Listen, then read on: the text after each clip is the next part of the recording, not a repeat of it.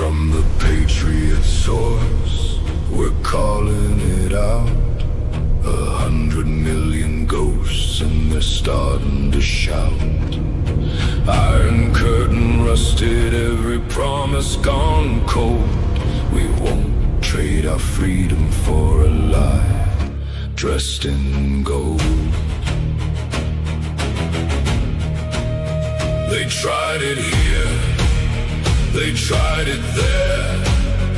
Same old chains, same cold despair. Not on our watch, not on our land.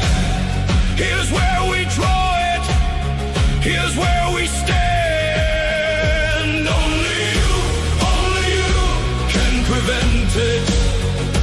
Only you hold the line, never bend it. Never again, we won't back down. Only you can hold communism down.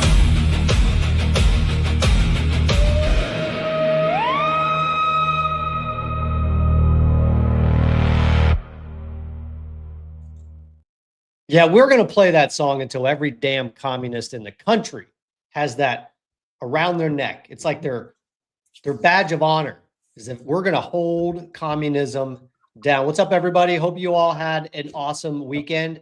I have a question for you guys before we go, and we're going to kind of weave this into the show today. How many degrees of separation do you think it's going to take to get from Candace Owens to Barack Obama?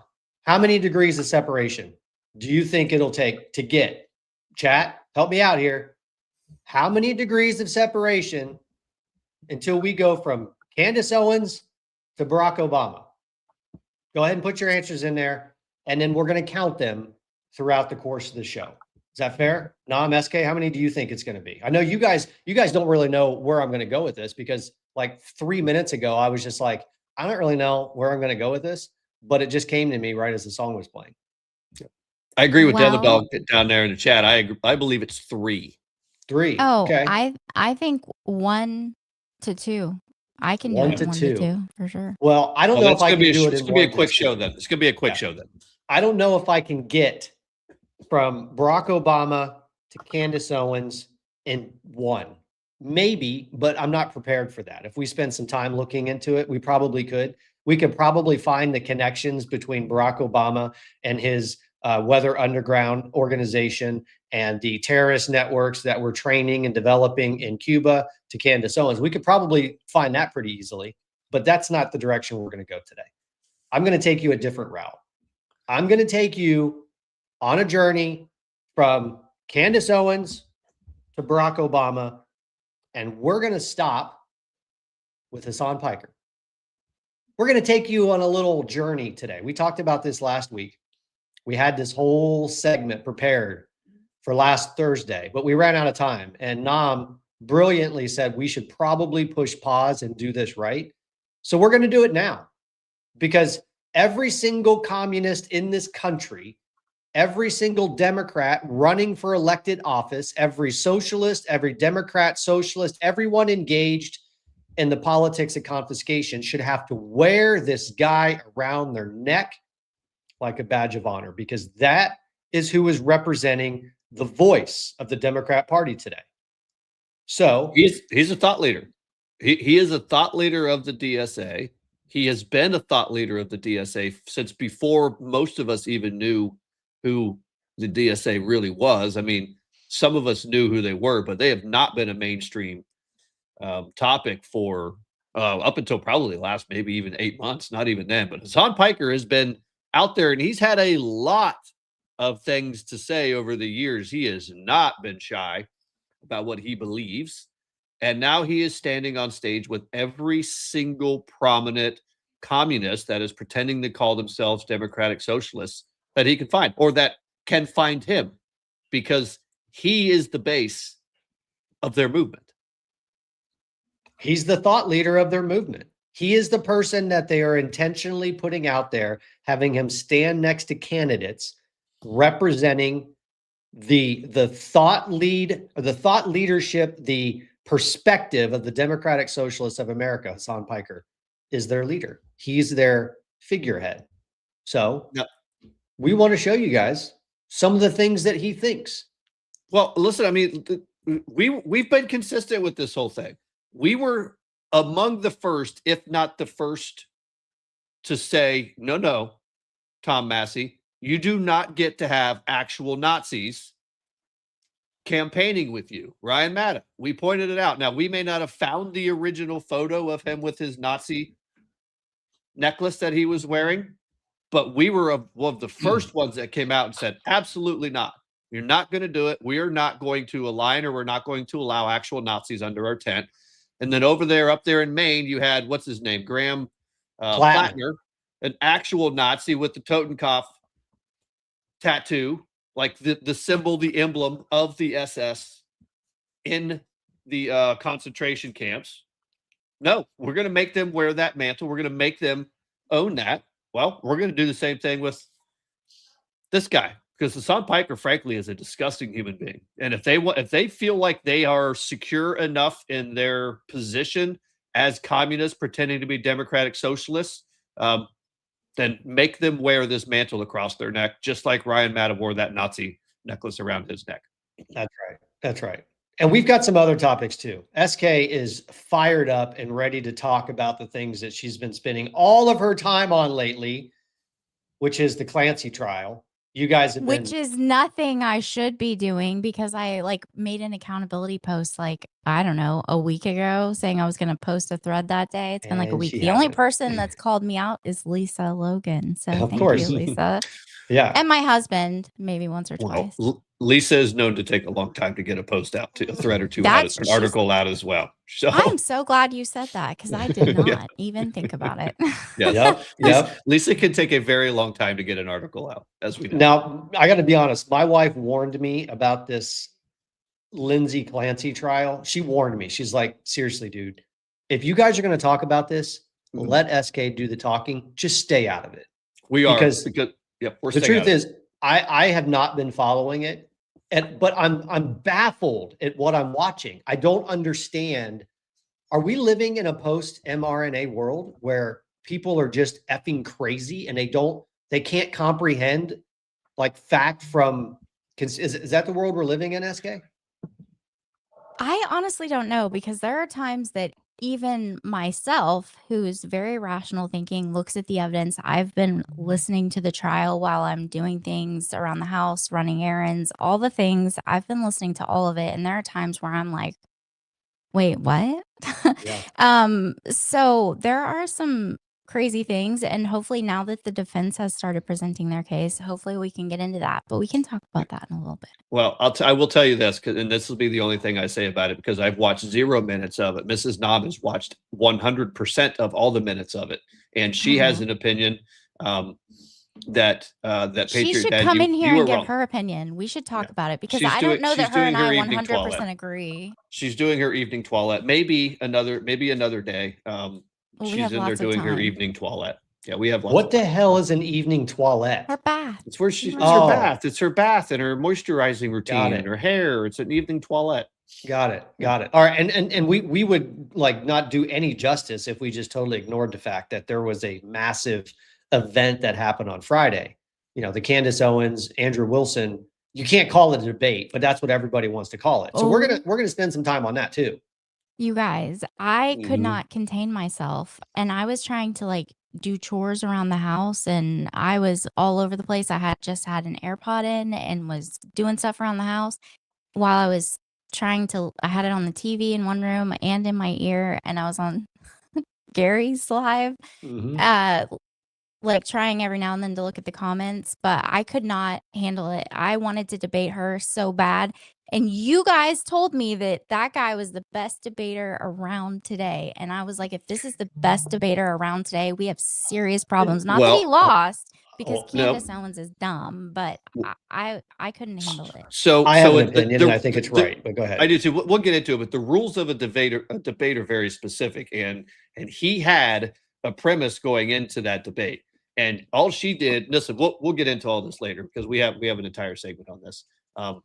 I do want to address the Fourth Strikes comment, because we did remind ourselves that we're going to have to do a language warning when we do Hassan Piker. Fourth Strike says, I think I'll mute the stream if they show Piker's hate clips. I just can't hear that crap anymore. Listen, if you have to mute the stream, I apologize. But we are going to go through this stuff because there are a lot of people out there, and maybe not in our, in our chat here on our live, but there are a lot of people out there who simply either do not know or have not had this shoved in their face hard enough who this guy is. So language warning on this. If you have sensitive ears, we apologize, but we are going to go through each and every single one of these. This guy is an actual monster, and he is the thought leader of the DSA right now, and he needs to be exposed.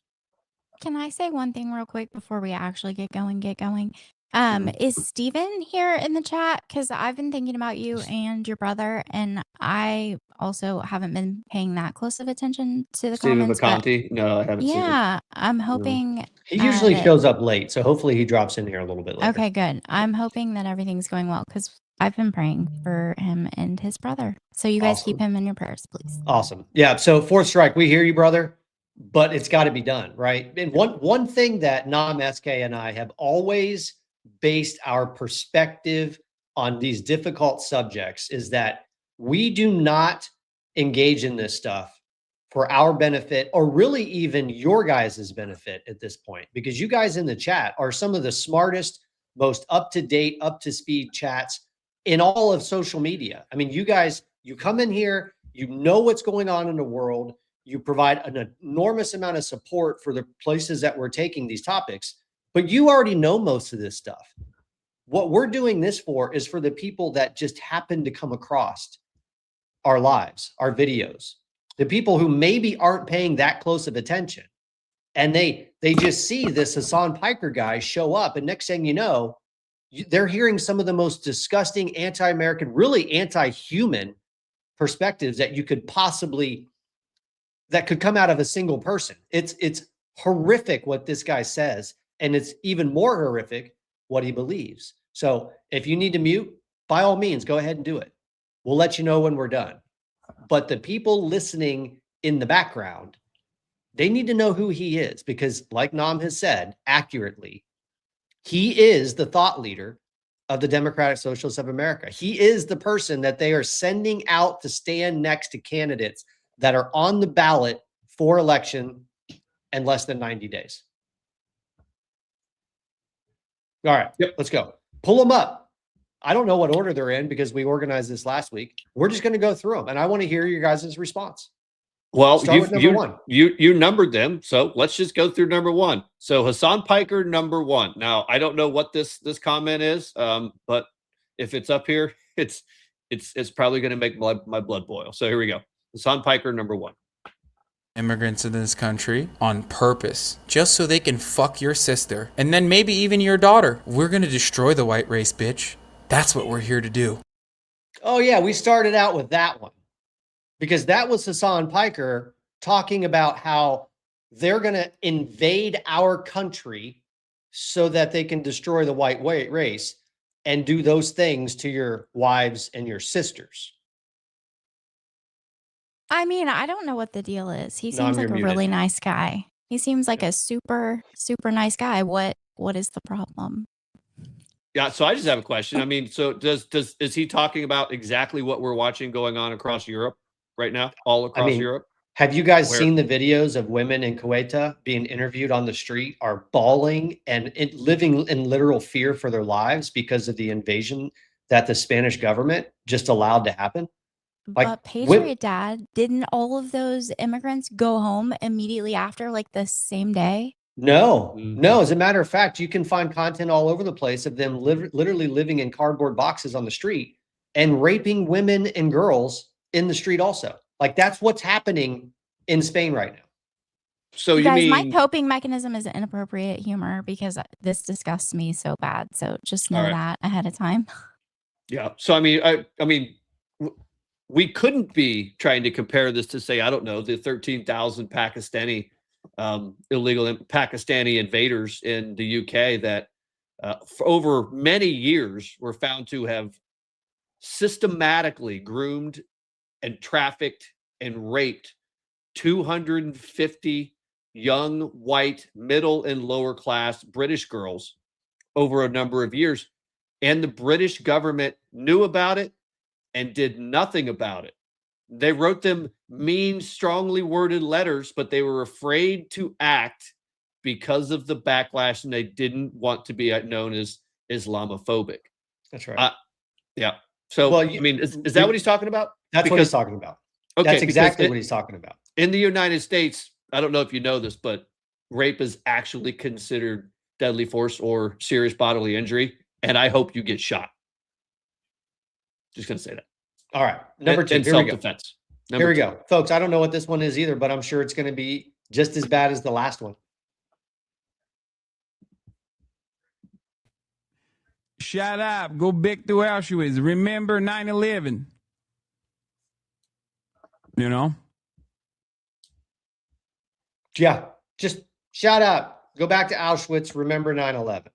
That's Hassan Piker talking to the Jews in this country.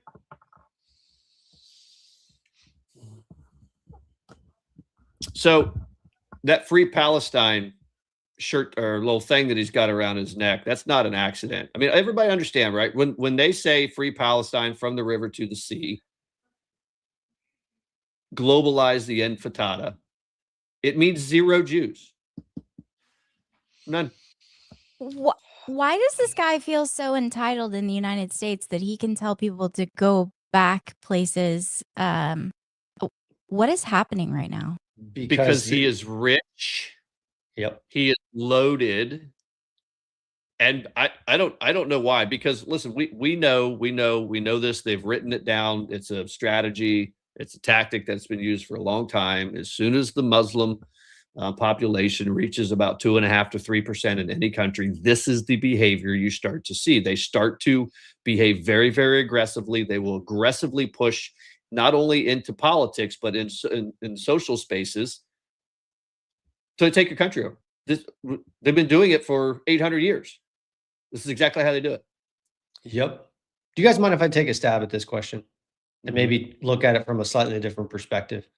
It's so sickening. White people are the minority in the world. Why are we so hated? Well, I think there's a couple different angles to this question. And I'm not going to go down the path of talking about how white people are the most successful in the world. We're the ones who have figured out how to build and grow and all of that stuff. I actually think, and hear me out for a second. I actually think the hatred that so many people around the world feel towards not just white people, but specifically American white people, has a lot to do with the globalist system that has used the United States as its bullying ram or its billy club to abuse the world. I mean, let's be completely honest about this conversation that people have about imperialism. People love to blame the United States for being an imperialist empire who has spread out around the world, exerted our force, used our military to rape and pillage and do all that kind of stuff. Forever endless wars. We've heard all of that. What we're now starting to learn is that we, in fact, were not the imperialists. We were just the big dumb giant that was dumb enough to allow the actual imperialists to use us as their billy club around the world. Yep. So why do people hate the United States? It's because the globalists put us in a position and our leaders allowed it to happen where we were the ones going into their countries and doing the bidding for the banks of England, the city of London, the globalists, the internationalists who were pulling every possible resource out of those countries and leaving them barren. Why do they hate us? Because our leaders allowed this country to be used by the globalists. Well, let's be clear, all right? Because I don't want to completely and solely put this completely and solely put this on that premise, because this has been going on, what they're talking about in the way that they believe about non-believers, because this is just as much about non-believers as it is Americans and white people and Jews, right? It's just simply, it's non-Muslims. This is the position and the approach that they've had for 800 years. It's part of the religious doctrine. It's part of the theological and political doctrine of Islam as well. Mhm. That's true. All right, SK, you got anything to add, or should we jump to the next one? No, just inappropriate humor at inappropriate times. This is actually one of my favorite clips. I love this one because this is Charlie Kirk absolutely wrecking Hassan Piker, and then Hassan Piker telling you how much of a fraud he is. And go live on a commune. Do you really think that that's how it works? Do you really think Why that that's how it works? Go This is go as live silly. what you preach. Look, Because every single this let me is finish. as You silly. talked uninterrupted for 5 minutes. Hassan, let me Okay, finish. go ahead. Sorry, you're right. You're right. live You're right. what I Make practice. your I'm a free ridiculous market tweet, capitalist. I point. employ people. I took a risk. I have my own startup business. Every single day, I practice what I preach. He wants other people to contribute to what he considers to be a good idea, what he considers will make the world a better place. That you have the freedom to go live as a socialist. Go do it, Hassan. What's stopping you? Okay. All right. So here's Well, why that's this it. is And ridiculous. this is And the the last- last point. this The is last the last point I will point. make is Okay. this. Here's why that conversation is absolutely preposterous. If I gave away the measly earnings that I had and gave away 95% of How that, much do you make, that Hassan? wouldn't necessarily even push the needle. There you go. Ah, Socialism for you, but not for Hassan Piker. no. No. Now, he's worth millions, by the way, folks. Millions of dollars. Millions. In fact, I'm going to look up what's Hassan Piker's. I think it's more than 10, net worth. isn't it? Yeah, Like more I'll than keep $10 going. million. He's Yeah. got a $5 million home in LA. How old is he? He looks like he's probably early to mid 30s, maybe. Did he inherit everything he has? No, Oh, that's- it's all from his streaming. He's been streaming on YouTube for He's a years, and capitalist. Twitch. Oh yeah. He lives his life as a capitalist, and he has Mhm. been incredibly successful as somebody who understands how to use the free market to accumulate capital. All right, here we go. His net worth commonly center around $8 million, according to sources of the Celebrity Net Worth. Source of income and known details: Twitch, primary earner via subscriptions, bits, donations, and ads. A 2021 data leak showed roughly 2.8 million from his subscriptions and bits from Twitch. October most recent estimates based on peak subscriber counts, often 50 to 70,000 plus monthly subscribers. I mean, that's straight free market capitalism. His That's right. YouTube merch sponsorships. The guy's literally selling merchandise like a capitalist, and he's telling you that you have to live like a socialist. Or, I'm sorry, the victim of socialism. He has no intention. We've been telling you guys this for years. He has no intention, none whatsoever. He is that 1% that he tells you should not be able to accumulate as much wealth as he's been able to accumulate. Is It's that him. true, Nom? Yeah, Is his uncle is. Yeah, his uncle's. I call him Chunk Uger, but Senk Uger is his uncle. That's correct. Okay, so that makes sense then. All right. Yes. Yes. So not only is he a capitalist, but he's also a well-connected capitalist who has figured out that he can make a shitload of money by pretending not to be a capitalist. But then, go ahead, SK.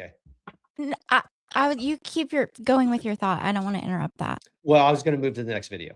Oh, ahead. okay. No, I do have a question. So who started doing, like, what did he start with streaming? Like video games? Yeah, I think he started by okay. streaming video games. So who got into talking about politics while streaming video games first? Was that Asmongold or was that Hassan Piker? Ooh, that's a good question. I don't know much about Asmongold at all. I barely know who he is, actually. Nom's going to look it up. Yeah. I mean, sometimes I haven't ever paid attention to him until here recently, and it was actually my husband that turned it on the TV. It popped up on one of the like recommended videos when we had YouTube on the TV. And I mean, he has some good takes sometimes. Sometimes I'm like pretty sure this guy is like a Nick Fuentes follower, but I actually think he is. well, he has some good takes sometimes.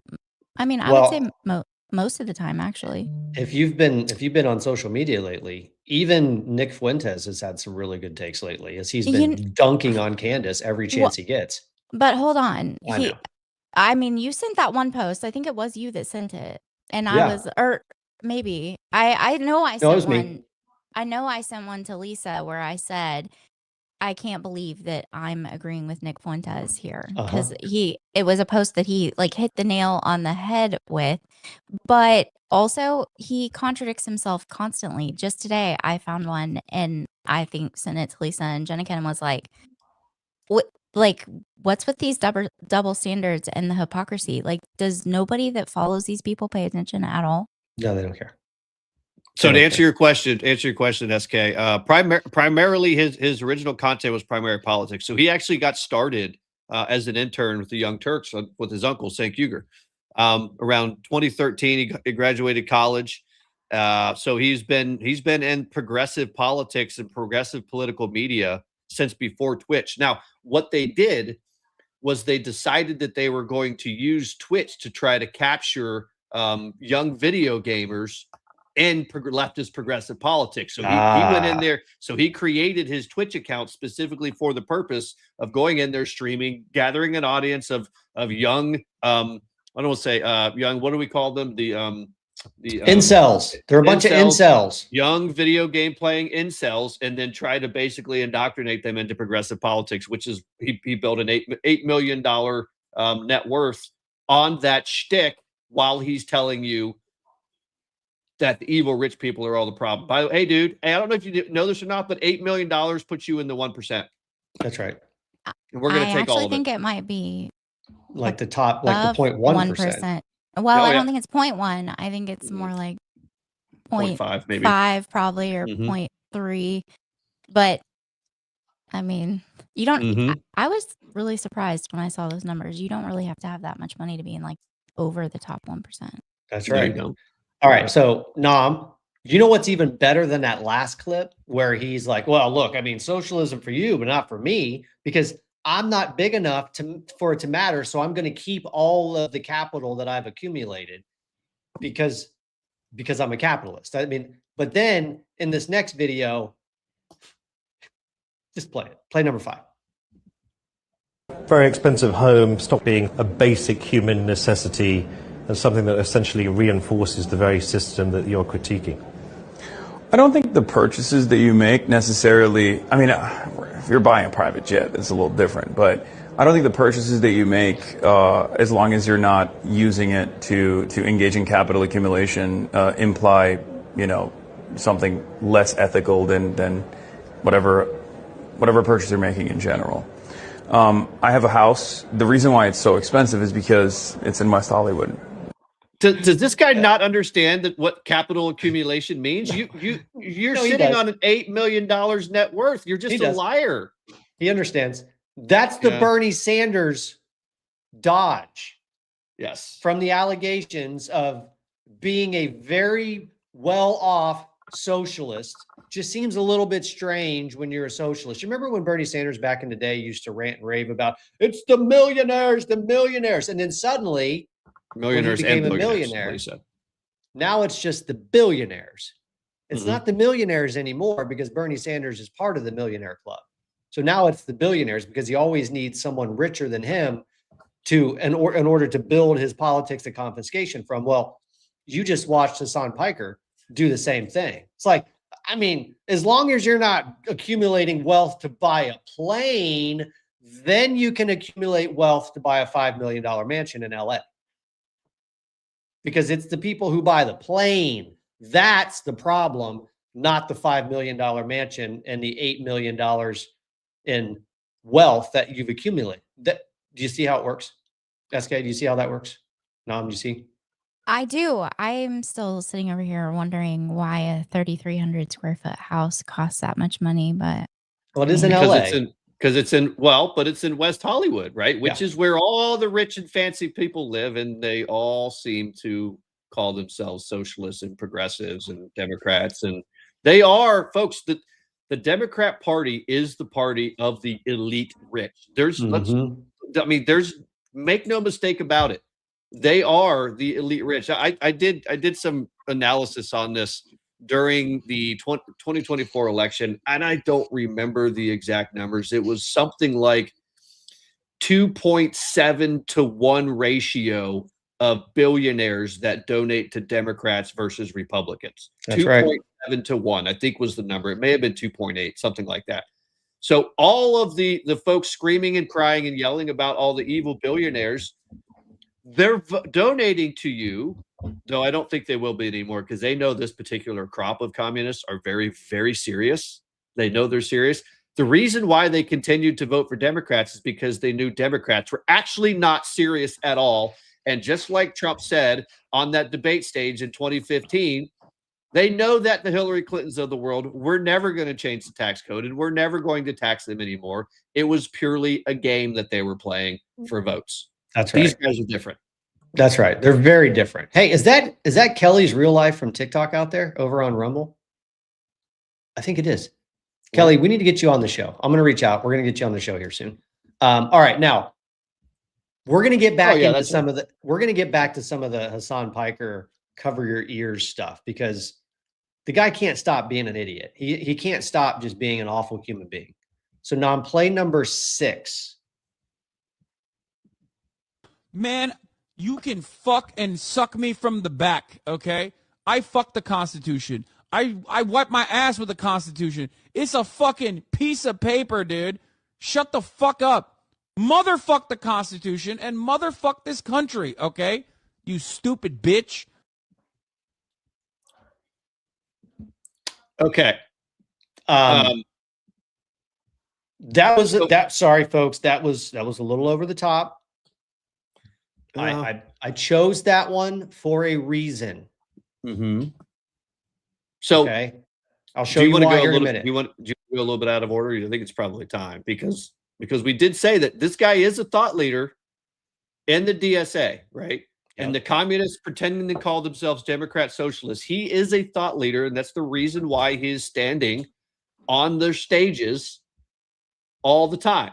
Yep. Because this is what they actually believe. So this video comes from one of the, oh gosh, I forget. It's Natalie Winters found it. She uncovered it. This is a super secret DSA leadership meeting. They do this all the time. They love to get on Zoom. SK, you might know where this came from. You probably have already found it, but they love to do this. They get on Zoom and then you just like blow smoke up each other's rear ends and they talk about how radical they are and how they're going to destroy the country and what they're going to do to the Constitution. It's almost like they don't think, I don't think what he's proposing is possible. I know if I'm thinking it, K Pasta will say it. So these people, this is what they do in their free time. None of them have actual jobs. They don't actually produce anything. So they make Zoom videos, conference calls where they talk about revolution. That's what they do. Yep. So going from Hassan Piker saying that, and this wasn't a new video of him saying that, right? That video has been around for a while. So when the DSA is sitting around having their conferences and the exact same words come out of their mouths, it's because he is a thought leader in this current crop of radical, violent communists. Just listen to this.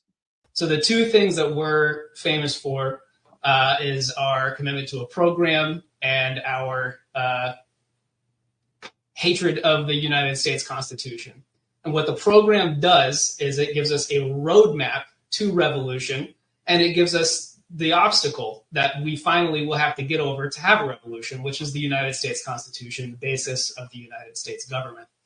And what the minimum maximum program specifically, what that format specifically gives us is that roadmap. It gives us the minimum circumstances under which we would be able to take power and govern. And it gives us the maximum program, which is the goals that we're actually aiming for. It also clarifies democracy as both the end goal and...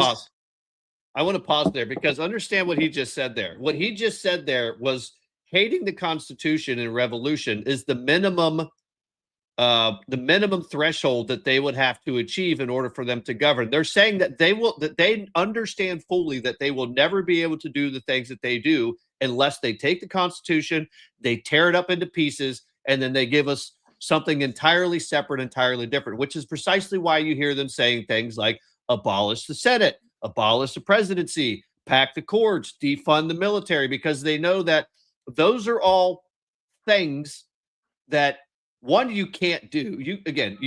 You know, Article 5, Patriot Dad's talked about it. You cannot remove the suffrage of a single state without their permission doing it. You can't remove the executive branch, the presidency. You may be able to pack the court. I mean, actually, I don't hate the idea. I think President Trump should just go ahead and do it. Just add, I totally agree. 10 more conservatives. Just do it. Add 4 more conservatives. Get it over with. I mean, if they're going to play games, let's play some games. Let's take it from them. SK doesn't like that idea. I know I'm being facetious. No, We're being I'm just facetious, sitting but- here wondering why this is breaking news. I've literally been saying, "Oh, it's like not. he has watched me and repeated Mhm. exactly what I've said." Mm-hmm. Yep. Yeah. This guy. All right. We got one more from Hassan Piker. Actually, I think we have two more. But we're gonna. I'm telling you, folks. I'm taking you from Candace Owens all the way to Barack Obama, and Hassan Piker's the link. Are you ready for it? All right. Show me number 7. Tommy's aide, his top aide, Sia Weaver, said if you don't believe in the government's sacred right to seize property, it's over, and impoverish the white middle class. Beast mode. I love her so much. One of the things about Zoran is that the people surrounding him oftentimes are so much cooler than he is. But that's also part of the reason why I really respect what he's doing. She's awesome. What? That's a goal? Yeah, that's a goal, and he loves her. He loves it. It's Folks, have the you- goal. It's not a Folks, goal. have- It's the goal. Agreed. Folks, have you ever heard the phrase people or policy? Yep. Right. So what that means is so in a presidential administration, a mayoral administration, even in a congressional, office, district office, whatever, they're helpers or whatever the hell you call them, staffers. The people that they surround themselves with, the people that they appoint to these cabinet positions, they are being appointed because of their Largely perspective, because of their belief system. their beliefs, right? So the people around Hassan Piker, if they are rabidly worse than, or not Hassan Piker, but Zoran Maslami over there, it's because he wants them to implement the most radical communist policies that they possibly can, and he is still somewhat insulated from it, right? Somewhat insulated because, listen, at the end of the day, it's New York City. It's somewhat local politics. It may get a lot more national news than, say, I don't know, Columbus, Ohio, or Jackson, Mississippi will, but it's still not what most people, unless you live in and around New York City, is spending most of your time on. So he can actually insulate Maslami, but have the most radical people around him. That's right. All right, you guys ready to go to Michigan now? Because the connection between Barack Obama to Candace Owens through Hassan Piker actually goes through Michigan. Because in case you didn't know this, but Al Said is now the Democrat candidate running for the Senate seat in Michigan. Al Said, the same guy who's on video talking about how he hates certain parts of the state. And I think Bongino just had, by the way, folks, if you're not watching the Bongino show right now, you better be watching that show because that dude is hitting it out of the park every single day, day in and day out, finding these clips of these people, showing you exactly who they are, what they believe. Apparently, there's a new video, a promo video out, an anti-Al Said video out about some relationship he had with an animal hospital where thousands of animals were brutalized. Thousands. Like, sorry, but you just don't do that kind of stuff in this country. Yeah. And yet But here is a quick video, and I think we've already shown this once. This was right before the campaign, the primary campaign kicked off, not the campaign, sorry, election day for the campaign, for the primary, finished just 2 weeks ago. This is Hassan Piker, Al Said, and one of Al Said's staffers having what they thought was a private conversation about the strategy they plan to use going into the general election to just lie to people. is it the Obama to Piker? Yep. Huh? Yep. Okay. People aren't stupid. This politics of no translation is going to be the way forward. No, for sure. Money on politics, money in your pocket, Medicare for all. No one has to decipher what the hell that means. That and I just want people to be like, The politics of no translation, where they are flat telling each other that we're just not going to be honest about what we think because we know that enough people are dumb enough to vote for us anyway. And then we can just do whatever the hell we want. And you'll notice that Hassan Piker is sitting there in total agreement with the campaign staffer, and Said is just nodding his head. Yep, that's what we're going to do. Well, I mean, for those three guys sitting right there, they're basically just describing Takia, frankly. I mean, all three of those guys are probably radical Islamists. That's right. Or what do we call them? Islamists. Islamic communist, radical That's right. Islamists. So they're just practicing Takia, which is, kind of part of their bloodstream. That's exactly right. By the way, can you throw up this other video of this total weirdo on TikTok the threats from El Said? I came across this and I just thought, you know what? So we understand what's actually playing out in the state of Michigan, where you have Hassan Piker standing next to Al Said. This is what their voters believe.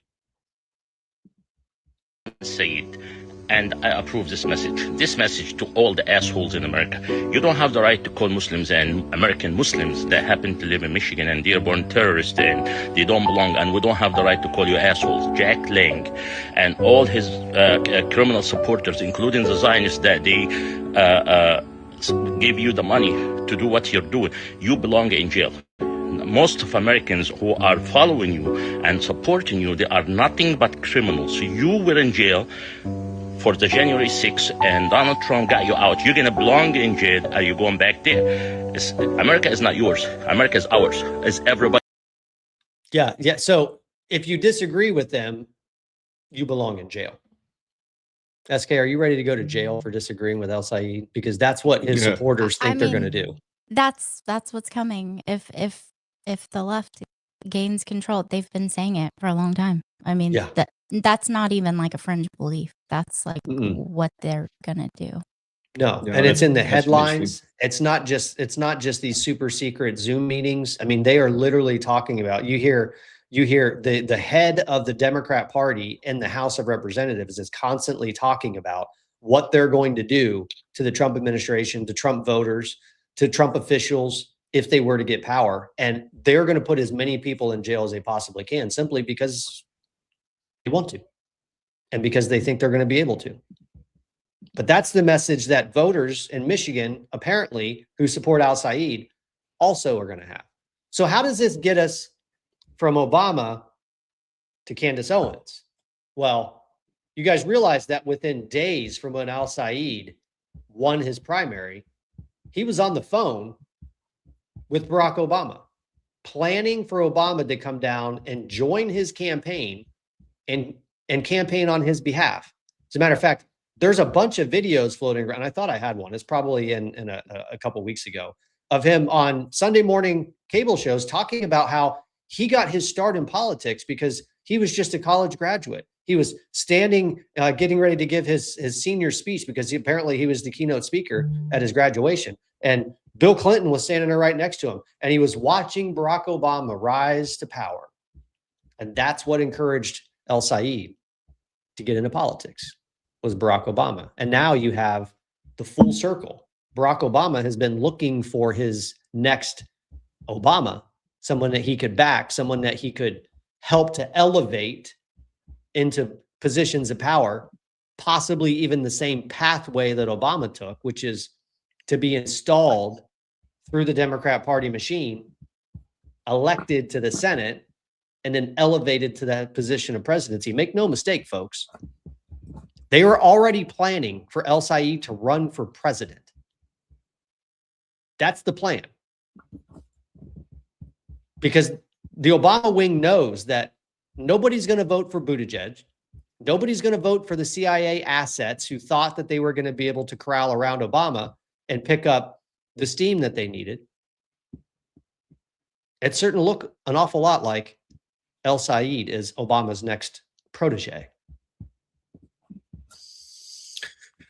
And he's a U.S. citizen. It's that sneeze. It still hasn't come out. So how does that get us from Obama to Candace Owens? Well, simple. Hassan Piker. Is anybody surprised? This is a queen that successfully and single-handedly undermined the Republican initiative to martyrize Charlie Kirk and use that example to crack down on political dissent. She dropped a grenade on the discourse. You understand? So I'm with her. It's hard. It's hard for me. My brain says, no, it's probably Tyler Robinson. But my heart says, go, Candace, go. Keep cooking. He is literally, he actually doesn't even care. He says he almost fully believes, because I mean, only a moron at this point would think that anybody but Tyler Robinson killed Charlie. He fully believes that, even though it's Tyler Robinson, he loves what Candace is doing. You guys, it was an exploding pendant, okay? He loves what Candace is doing. He loves it so much, and we know why he loves it. And it's maybe a little bit out of order, but the timing. No, this makes perfect sense. Yeah. Because in one of our first podcasts that we did, are we almost to our year anniversary? Sometime in September, right? Our year it'll be like a couple September weeks, 15th, something like that. No, it was the beginning of September. Oh, was it? I Mhm. thought it was Yeah. August. And this is one of SK's first huge, massive finds for our podcast. Now, I mean, she's been doing this for years and years and years, and all kinds of great, amazing stuff. But we've talked about this at length. So what Candace and Hassan Piker, he just said the quiet part out loud. What Candace Owens has been able to do, and she's done it on purpose, completely on purpose. What she has been able to do is to stop the conservative right from making the accurate case. It wasn't a made-up case. The accurate case that violent radical leftism, especially the trans-Tifa death cult ideology leftists that Tyler Robinson and Lance Twiggs were all messed up in, is what got Charlie Kirk killed. And we've seen it over and over and over again. We've seen how many school shootings, how many mass shootings, how many assassination attempts come directly from that ideology.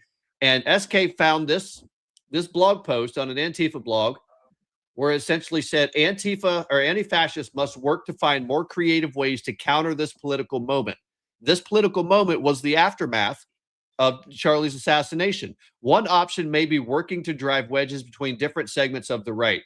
And we'll skip down. It says one possibly useful wedge issue in this context is Israel.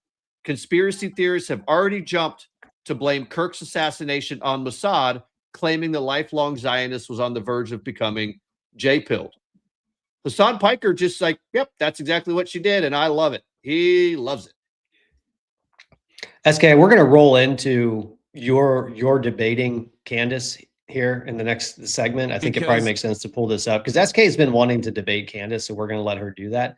But I just thought it was interesting that Antifa talks about how conspiracy theories were already being generated online in the days following Charlie Kirk's assassination, attempting to blame Israel. SK, do you know who, as somebody who understands this case probably better than most, who was that conspiracy theorist that first proposed the idea that Israel was behind it? Do you know who that was? Was it Candace or was it someone else? I'm not 100% sure who was first. It looks an awful lot like this guy was. Notice the date on this. September 11th, 2025, 4:07 a.m. Not even 12 hours, 16 hours after Charlie Kirk's assassination. Ian Carroll, yesterday was a turning point for Israel-U.S. relations. Less than 24 hours and the internet already figured out who the most likely culprit was. He was their friend. He basically dedicated his life to them and they murdered him in front of his family. Israel just shot themselves. This is the earliest that I could find of people that have, beyond just like bot accounts and stuff like that, this is the earliest that I could find of anyone with any type of relevance at all on social media proposing the idea that Israel was behind the assassination of Charlie Kirk. Ian Carroll. Oh, and by the way, the Antifa weirdo that wrote this blog post had to have been referring to Ian Carroll when he says conspiracy theorists have already jumped to blame's assassination on Mossad, claiming the lifelong Zionist was on the verge of becoming J-pilled. I mean, Ian Carroll and Candace Owens might as well be sitting in these Reddit forums and in these chat groups with these folks. I mean, because they actually did the heavy lifting of what Antifa was begging somebody to do. How do we know they weren't? I don't because know. now we're starting to see, SK, I'd love your opinion on this too. Are you at all surprised by this? Reached out to me and I was not expecting it. So let's talk about it. This is the first time you're seeing me. I'm the largest counter organization to Turning Point USA on the left, so don't forget to follow me. Okay, really quick to catch you up. So yesterday, drunk fat boy Andrew Wilson decided to pick a fight with Candace Owens, and let's just say it didn't go so well. So this idiot decides to challenge Candace Owens to a debate on the Charlie Kirk conspiracies. And he offers her $300,000 of his own money to do this, which again, I don't even think that he has. Candace has just one simple request. The Turning Point claims him and says that he is being sent in as the representative to debate on their behalf. For as stupid as Turning Point is, they would never claim this fuckwit. He was gracious enough to just be like, fine, we can do it under your terms, but it's going to be in my studio. You're not going to be smoking around me while I'm pregnant. And this is really... All right, we can probably not show all of her because she's one of the most insufferable voices, I think, on all of social media. But did you guys catch the very beginning of that where she said, Candace reached out to me? Isn't that strange, SK? Why would Candace be reaching out to the founder of the Unf America tour? Well, I mean, there are a lot of really strange connections. We've been talking about this since the day it happened because of Hunter Kozak and the Unfuck America tour and our proximity to the Unfuck America tour because of the fact that, you know, I debated these people every day and they're not great, by the way. But so I wasn't really too surprised. I was more surprised that they were just so public about it and like proud of it. Like, look, this is what's going on. Like, don't draw more attention to the fact that everyone already has questions. Let's just go ahead and, you know, brag about it. But also, I can tell that they probably did the debate prep with Candace. When I first saw that post before the debate, I said, I guarantee you she's getting training from these people. You have to understand, Patriot Dad, Nom, any of you in here that followed me on TikTok when I was debating every day, you're talking about people like Scratch and his brother. That's probably who was, I mean, these are the people involved with the Unfuck America tour that were probably training Candace. Yep. SK, can you remind, you mentioned right out of the gate there, can you remind everybody who Hunter Kozak is and the significance of that person and the Unf America tour? Yeah. Oh, we're not allowed to say it? My bad. No, you are. Oh, you can. You are. I'm not. You can't. No, Sorry. Hunter Kozak is the one that was asking the last question. I mean, like asking the question and talking to Charlie Kirk as he was shot. He's the one that asked the question about the trans violence. The question was specifically about trans violence when a violent, radical trans ideology psycho pulled the trigger. So listen, I have a question and I'm going to openly ask the question. Did the people at the Unfuck America tour have advanced knowledge of Tyler Robinson on that rooftop? Did they put him up to it? Did they know what he was going to do? Because that was pretty amazing timing. Very coincidental. And I don't really believe in coincidences. Well, because now we have, so we've got Hunter Kozak's asking the question, trans violence, a violent trans ideology activist pulls the trigger, and then almost immediately Candace Owens is immediately out there running cover for all of them. And now they're in cahoots and they're communicating and trying to continue to push this story across the line. Can I steal the thing for a second? Yeah. Because the reason I think this is so important, especially that angle of what's that lady's name? Z, is that Z? Z. Yeah, her name is Z. Z from the Unfuck America tour and Hunter Kozak and that connection. So this, the debate that happened last Friday was frustrating for me for a number of reasons. But if you understand that debates have parameters, right? And one of the parameters is you have to you're there to try to prove a premise, right? You're to defend a particular and a specific premise. And Andrew Wilson's premise is that there was, I don't remember the exact word, but the exact wording is important, that there was a lot of evidence that overwhelming evidence that Tyler Robinson is the one who shot Charlie Kirk. And Candace's premise that she was meant to defend was Tyler Robinson did not do that. Tyler Robinson is a patsy for Israel and the American government. That is what she said in her opening statement.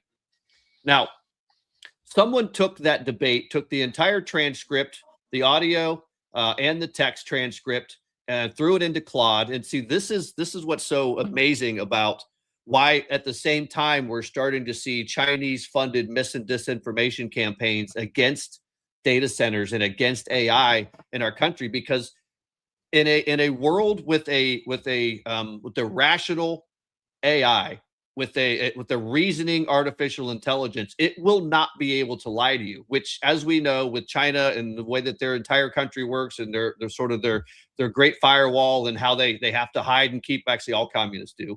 They've got to lie to you, got to lie to you often. They have to separate you from the truth, and they have to gaslight you. Otherwise, it doesn't work.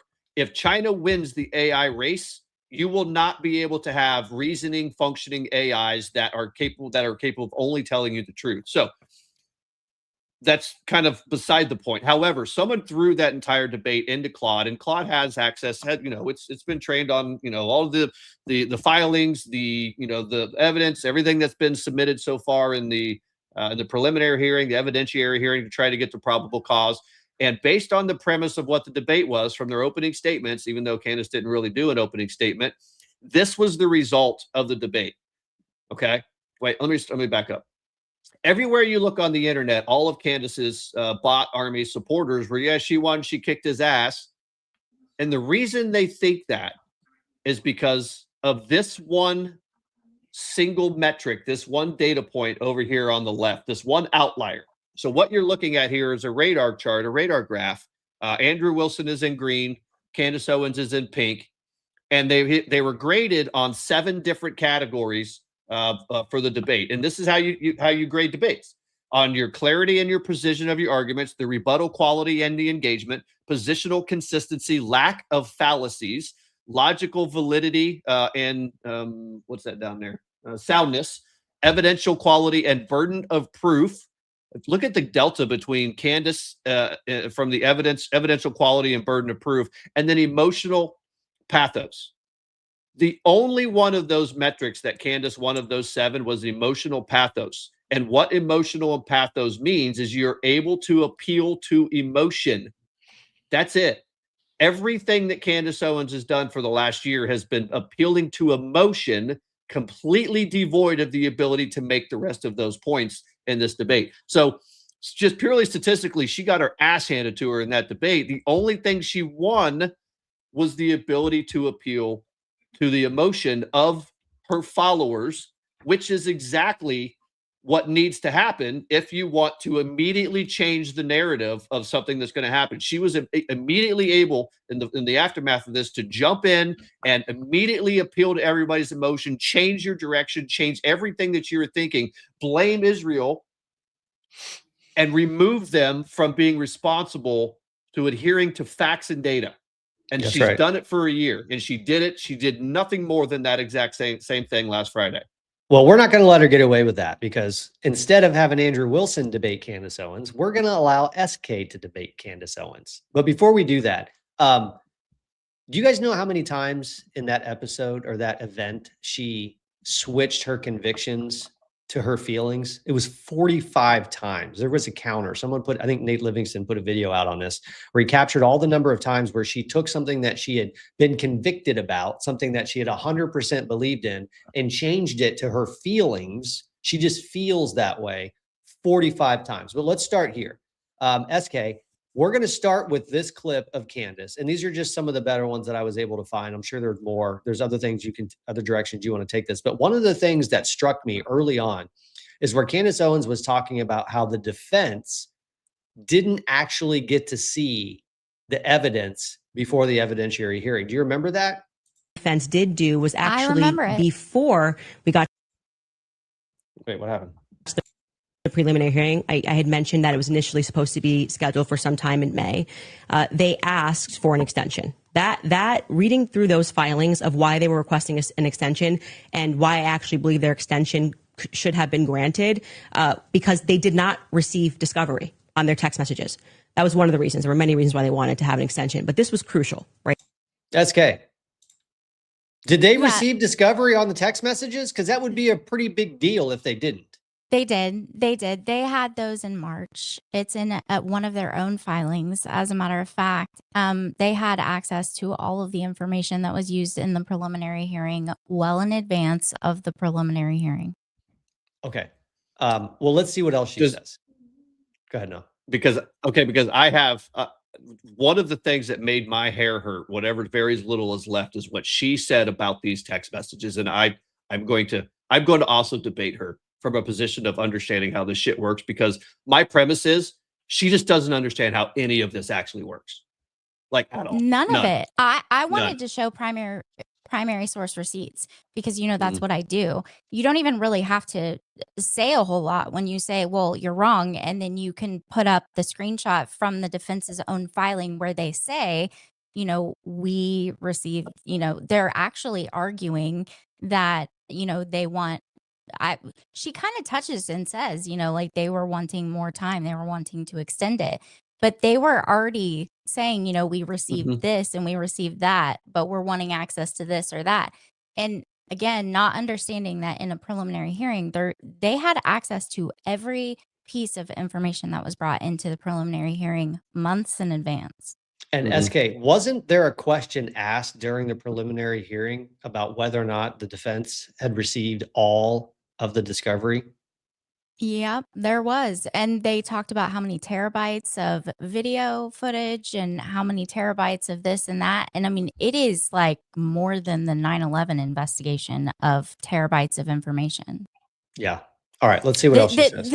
But wait, though. Okay. I think at issue is there's a difference between handing the defense just in defense, just a little bit, so that people understand. There's a difference between handing the raw data to the defense team and like handing the defense the summary of the raw data, or like so that the defense can get more of an idea exactly what direction you're going, or so they can save time going through every piece of information. Does that make sense? Yes, it does, especially when it comes to a lot of the digital forensics that happened. And I want to address this specifically because it actually came up in the Lindsey Clancy trial today. And it was very illustrative of just how little she understands about any of this. And a big part of her claim, and it may be in this video, I don't know, a big part of her claim that she made at the early part of that debate on Friday was that anybody could have injected those text messages into his phone, that anybody could have had access to his laptop, and they essentially, if they had his Apple ID logged into his laptop, that they could have sent them from his laptop and made it look like it's coming from him. That's not how that works. It doesn't work like that, does it? No, that's not how it works. It does with an Apple ID, but the forensic technology, and they actually went over this in the Lindsey Clancy trial. It's Celebrate. They're all using Celebrate. Same with Brian Koberger.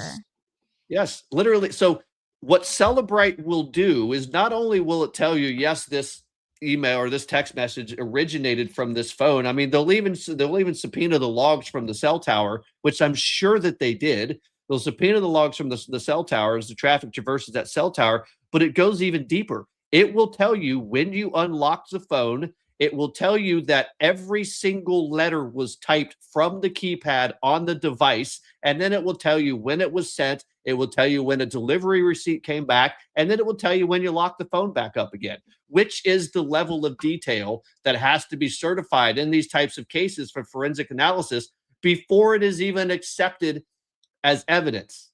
Right. And she's over here trying with her thoughts and her feelings, saying that anybody could have sent that text message. It could have gone from anybody. No, dummy. It's just because you don't understand it. Well, she's trying to say that it was Lance Twiggs on his, Apple ID from their apartment or from his grandparents' house, parents' house, wherever it is that he said he was. That's what she's been trying to say. But my biggest one of them, because I knew it was coming before, and Andrew Wilson and anyone else in his team should have known one of the points that she was going to go with based on all of the chatter from all of her followers in all of the X spaces, all over X, all over the place. They're constantly referring to the 1102 The Utah Rules of Evidence 1102 constantly, anytime you bring up the probable cause affidavit or you bring up the charging documents, you bring up any of these things, and they say, well, but that's not evidence. That's not evidence.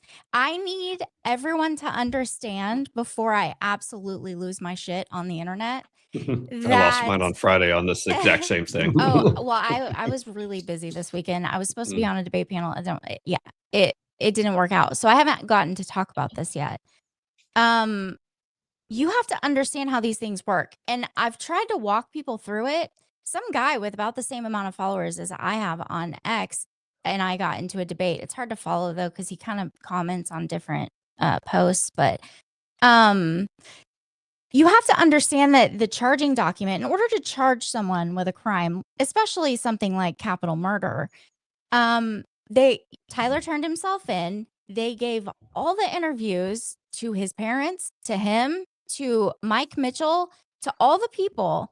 And then they took the information that they gathered in said interviews and they used it to get a warrant, and then they used it in the charging document in order to book him into jail and charge him with murder. So the part about his parents recognizing him, when these people get up on X Spaces and they're like, if somebody would just give us one tiny piece of information, one tiny piece of evidence that Tyler Robinson is the one that committed this crime, then we will believe that he's not a patsy and this isn't some giant conspiracy. And you say his parents recognized him from the photo on the news. Both of them, they both reached out to him and talked to him separately.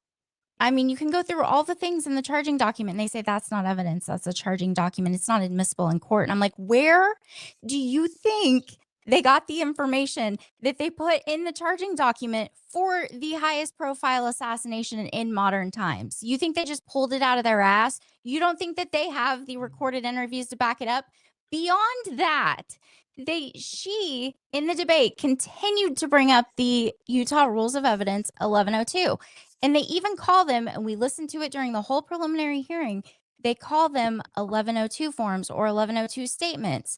So like Mike Mitchell, the officer that was the friend that was with the parents and Tyler when he turned himself in, he gave audio and video recorded interviews, because you're being recorded the entire time you're in the police station, guys.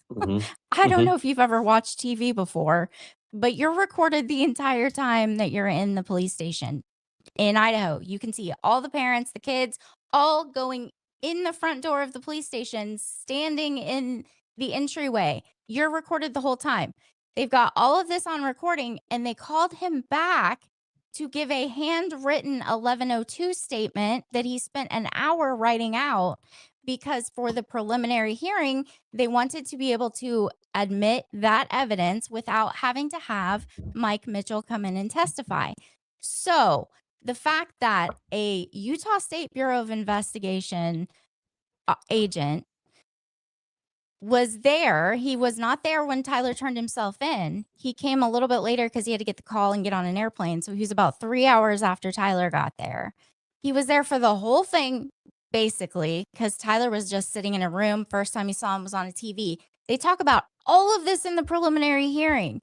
None of these people understand any of this process. In a preliminary hearing, you're not trying to prove beyond a reasonable doubt that these things happened. You can admit that evidence through an officer that was there, through an officer that took the statement. And the officer that admitted that was Agent Davis from the USBI.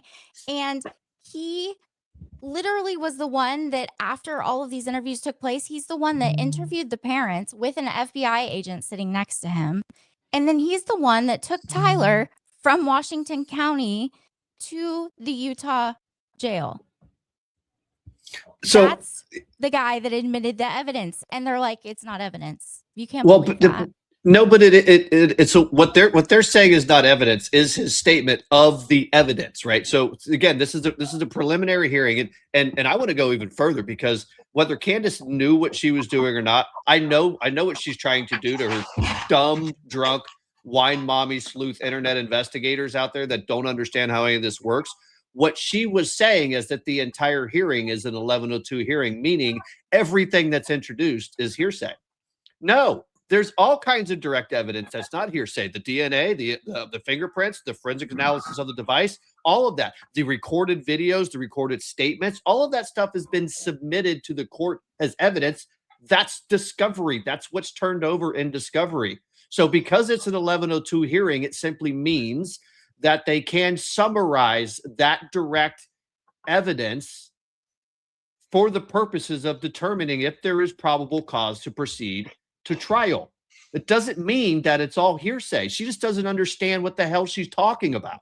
She has no idea. And you have to understand there are different types of hearsay, because these candy cultists are going around the internet, have been for a while, saying hearsay isn't admissible in court, blah, blah, blah, blah, blah.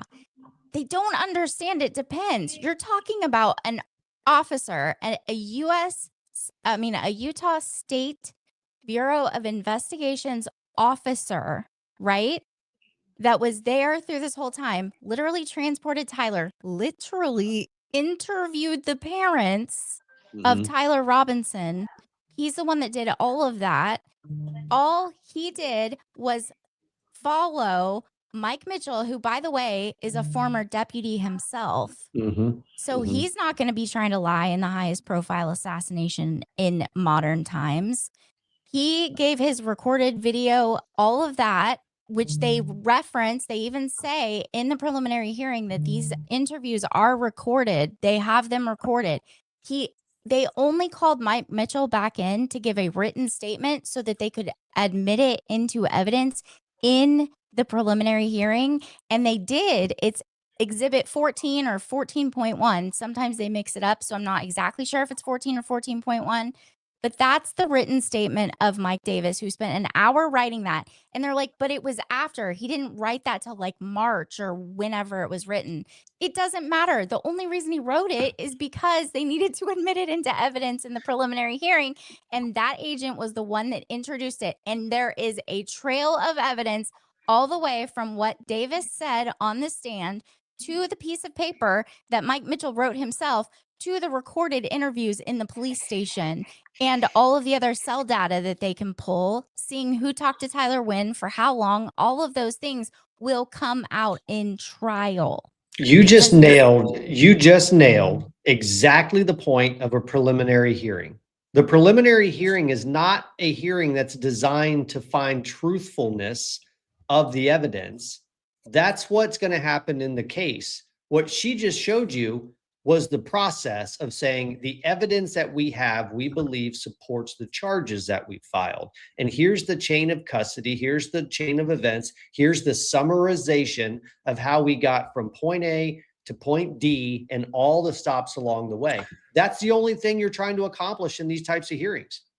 But not only is it a summarization of how you got from point A to point D with all of the chain of custody and chain of evidence and all of that stuff, it is a summary of the actual evidence that is being submitted, that is being introduced into court, that will be introduced in the actual trial, and that is already been turned over to the defense for discovery. So every single thing that they summarized in their 1102 statements is supported by actual files of videos, of photos, of written statements. It's a summary of the evidence because it's a probable cause hearing, but the evidence is already in the giant, massive folders that have been turned over to the defense for discovery and will be introduced piece by piece. You'll watch all of those videos, all of those interviews in the trial. Defense may stipulate to a number of them so that you can then just get up there and do an 1102 hearsay summary after they stipulate to it, but it's there. She just doesn't know what she's talking about. And in fact, she's basing her entire argument that he's a patsy because she doesn't understand what the hell she's talking about. Exactly. And just like Patriotic Critical Thinker said, the hearsay and preliminary needs to be reliable. Exactly. And that's exactly what they did. On top of that, if you think for 1 second that the defense doesn't have not only the actual written statement, but have the recorded interviews of all of these people, and they've already watched all of those, you didn't hear the defense saying anything that would be exculpatory. They weren't bringing any evidence, any arguments that were exculpatory. They weren't arguing any of the things other than admissibility. And they're only doing that to lay a foundation for future appeals should the need come, which is why the judge kept saying, you know, yep. And we get you're going to object on the 1102 grounds, but we've already established all of this and we're just going to put it in the record. So it's there. That's the only thing they're doing is establishing the foundation. And beyond that, I'm really frustrated. I wanted to jump out of my skin when she was talking about the DNA and trying to say in front of all of these people repeatedly the same thing all her little minions say about the DNA, and that Tyler's prints, she was calling them prints, not prints, DNA. There was no talk about prints on the gun.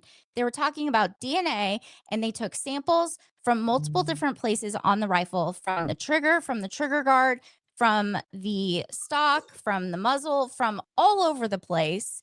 And Tyler's DNA was the majority contributor on every single one of them, including the trigger and the trigger guard. There were 5 different sets of DNA on the weapon, but this is the part where they testified about DNA for forever, and we all got to learn all about the alleles and all the things.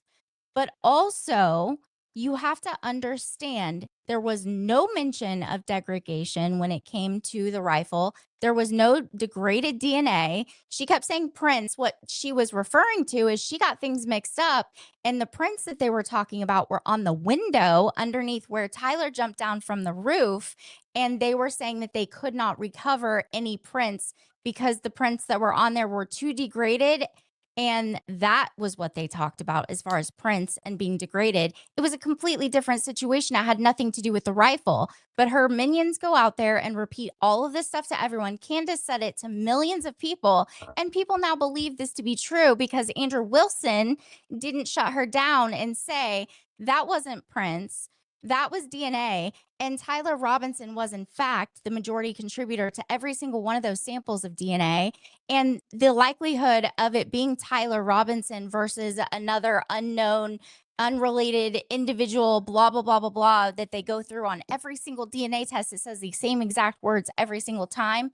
They stop it at 1 trillion to 1.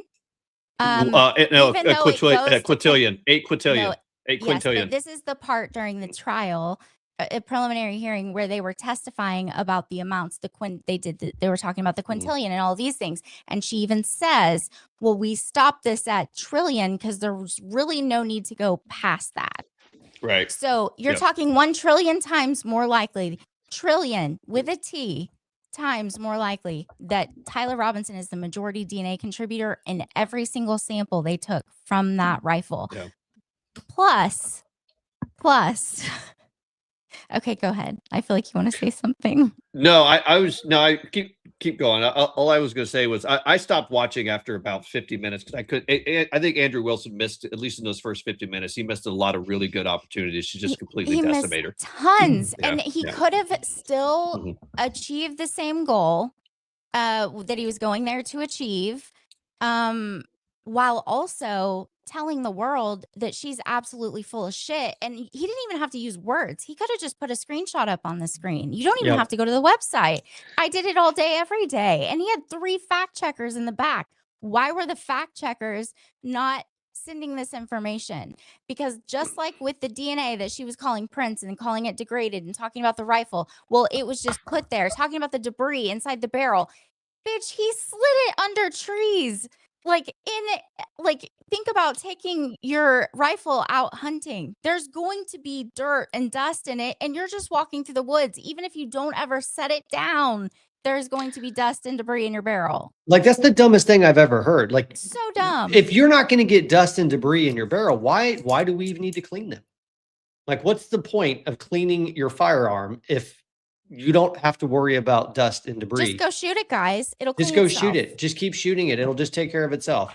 Maybe you put some frog lube in there or something, and it can just last forever. I look, I'm going to go on to the next clip because I'm really interested in SK's perspective on this. But I'm convinced that Andrew Wilson had an entirely different agenda going into this, and we'll talk more about that later. I think he was probably the worst person to do this debate. He's an incredible debater about topics that he knows. But when was the first time any one of us heard Andrew Wilson actually talk about this case? What, 2 weeks ago? 3 weeks I didn't ago? even know who he was until 6 weeks there was- ago? I had no idea who he was. I I'm not- think the reason why Candace agreed to this debate is because she probably already knew that he didn't know the case as well as he thought he did.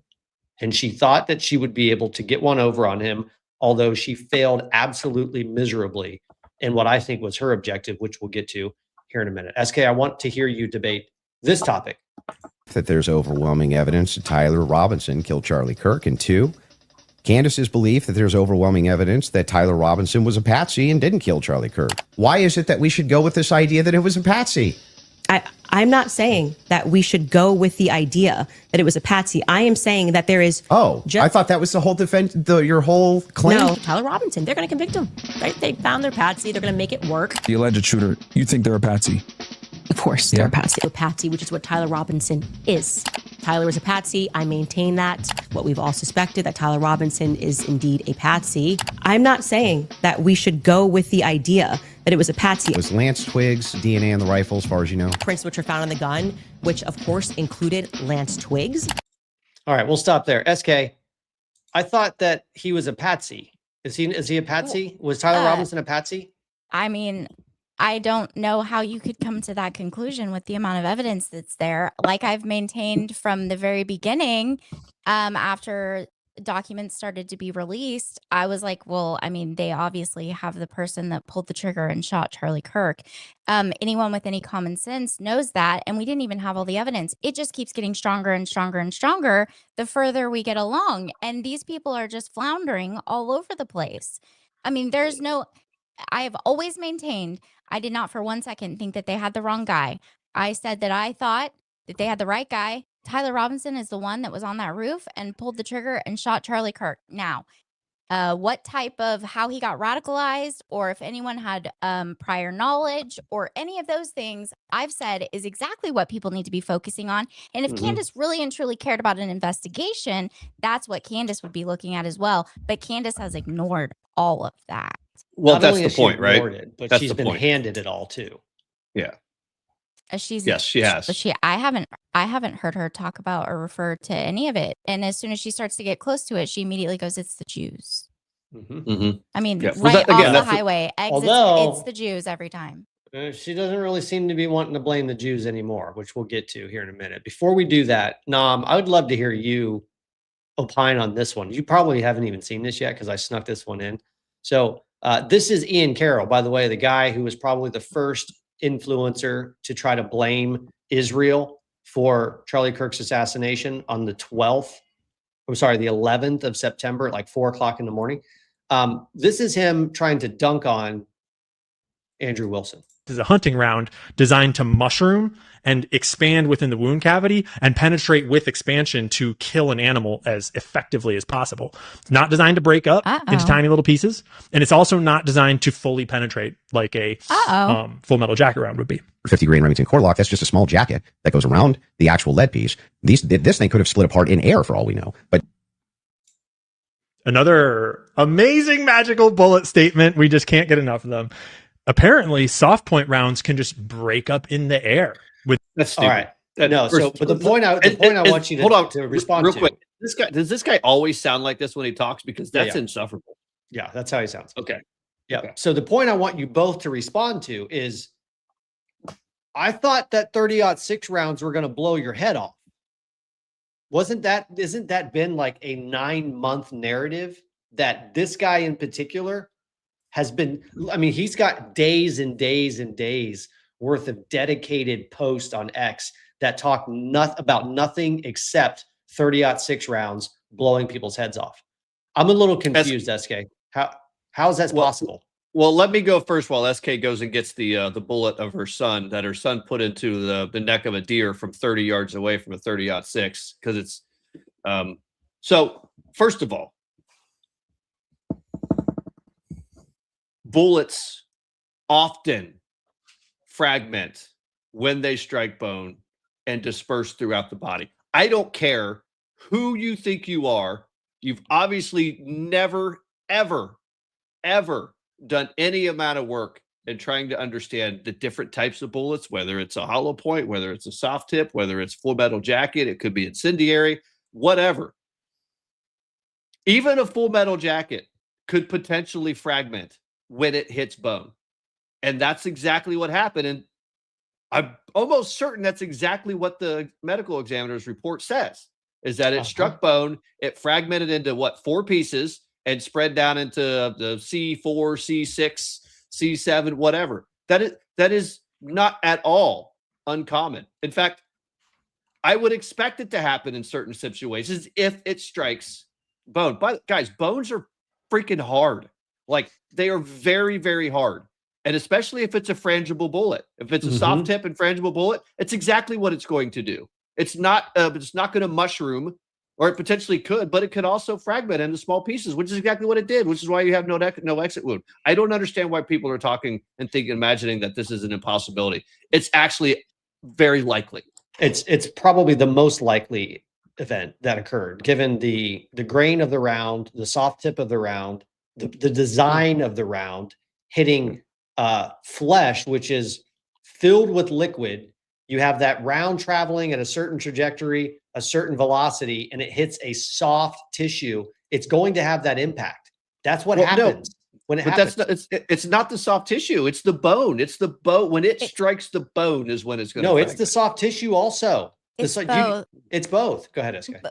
But what I was gonna say is, if I don't know if you guys have it handy, I don't remember what episode it was. I can send it to you in a minute if you want me to. But I have the round that was pulled out of the deer that my son harvested on Thanksgiving morning last year, 2025. It's in a frame on his wall, so I can't get to the actual round at this moment. But I have a picture of it in my hand. I have a picture of it on the counter next to a quarter.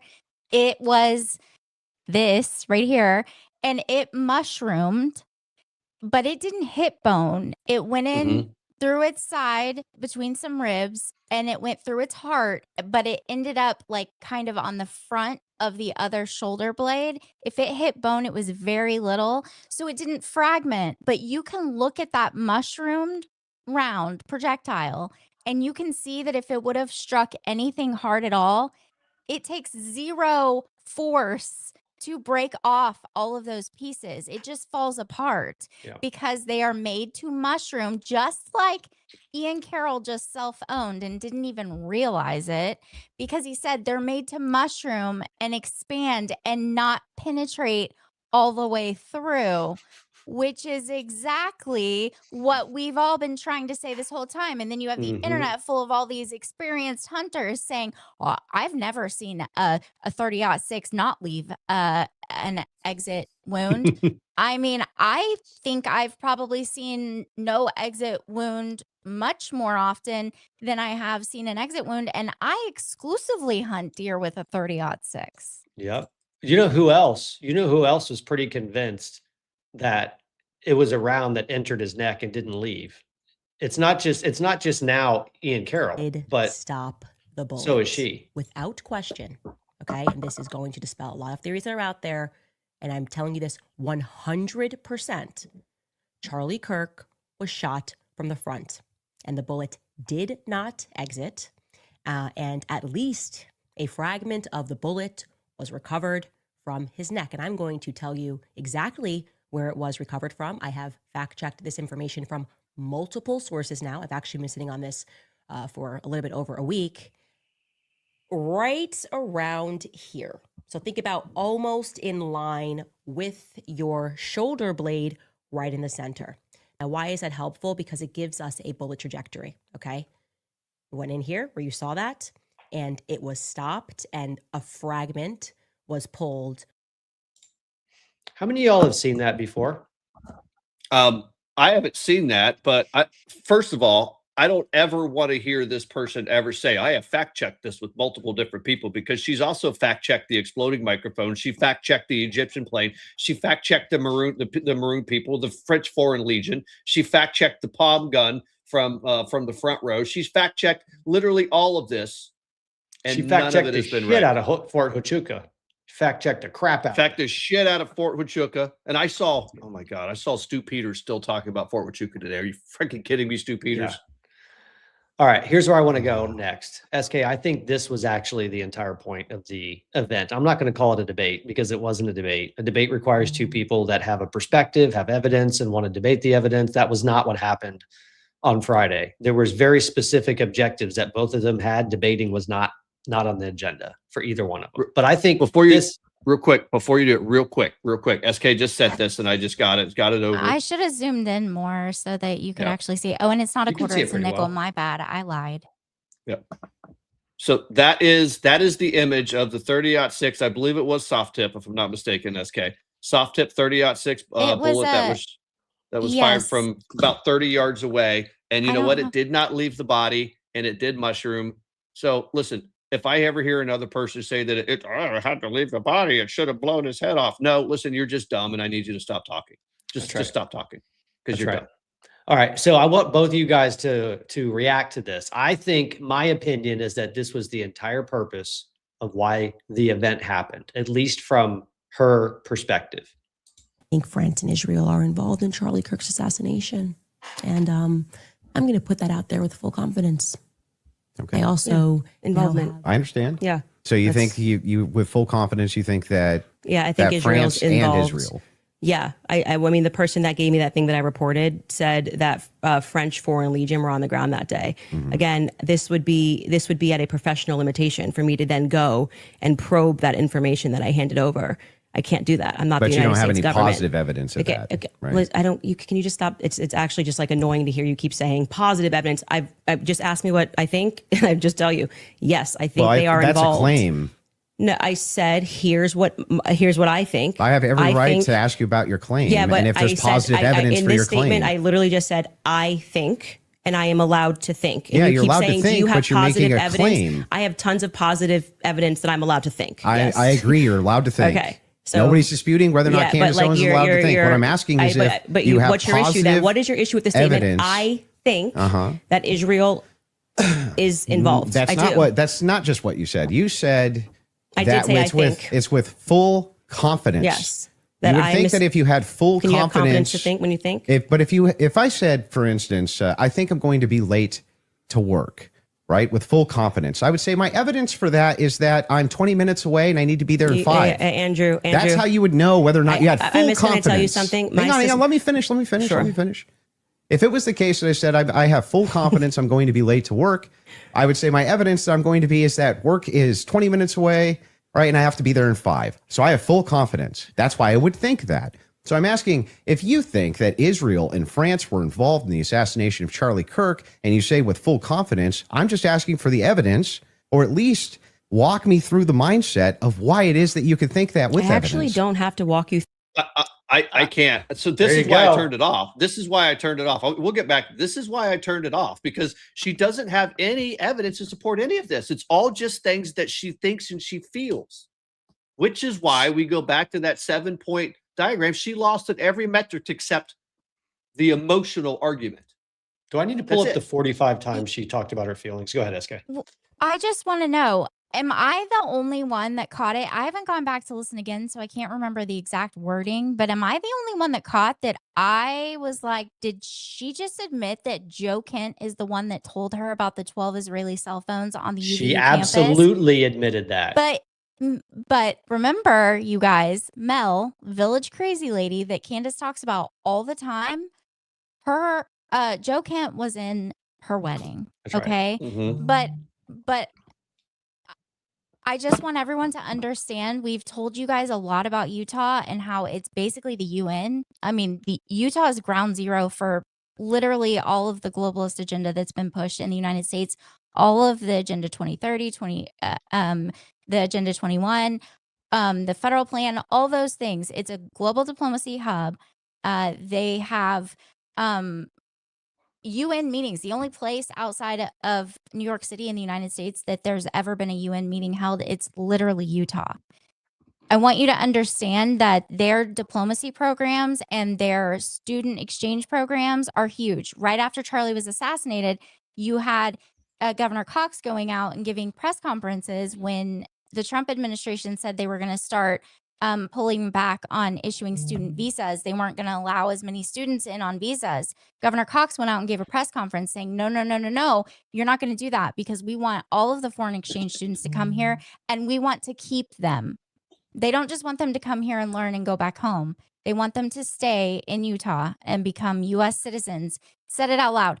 There are diplomacy programs. There are foreign leaders that go to Utah all the time from all the countries, including Cuba, including Venezuela, including all of these countries. They're constantly meeting in Utah. There is no reason saying there were 12 Israeli cell phones out of 3,000 on the UVU campus is like saying you're shocked that there were 12 Israeli cell phones in a crowd of 3,000 in New York City. Yep. Yeah. So you are right. She totally threw Joe Kent under the bus. And you could tell the look on her face when she did it was like, oh, crap. I didn't mean to say that.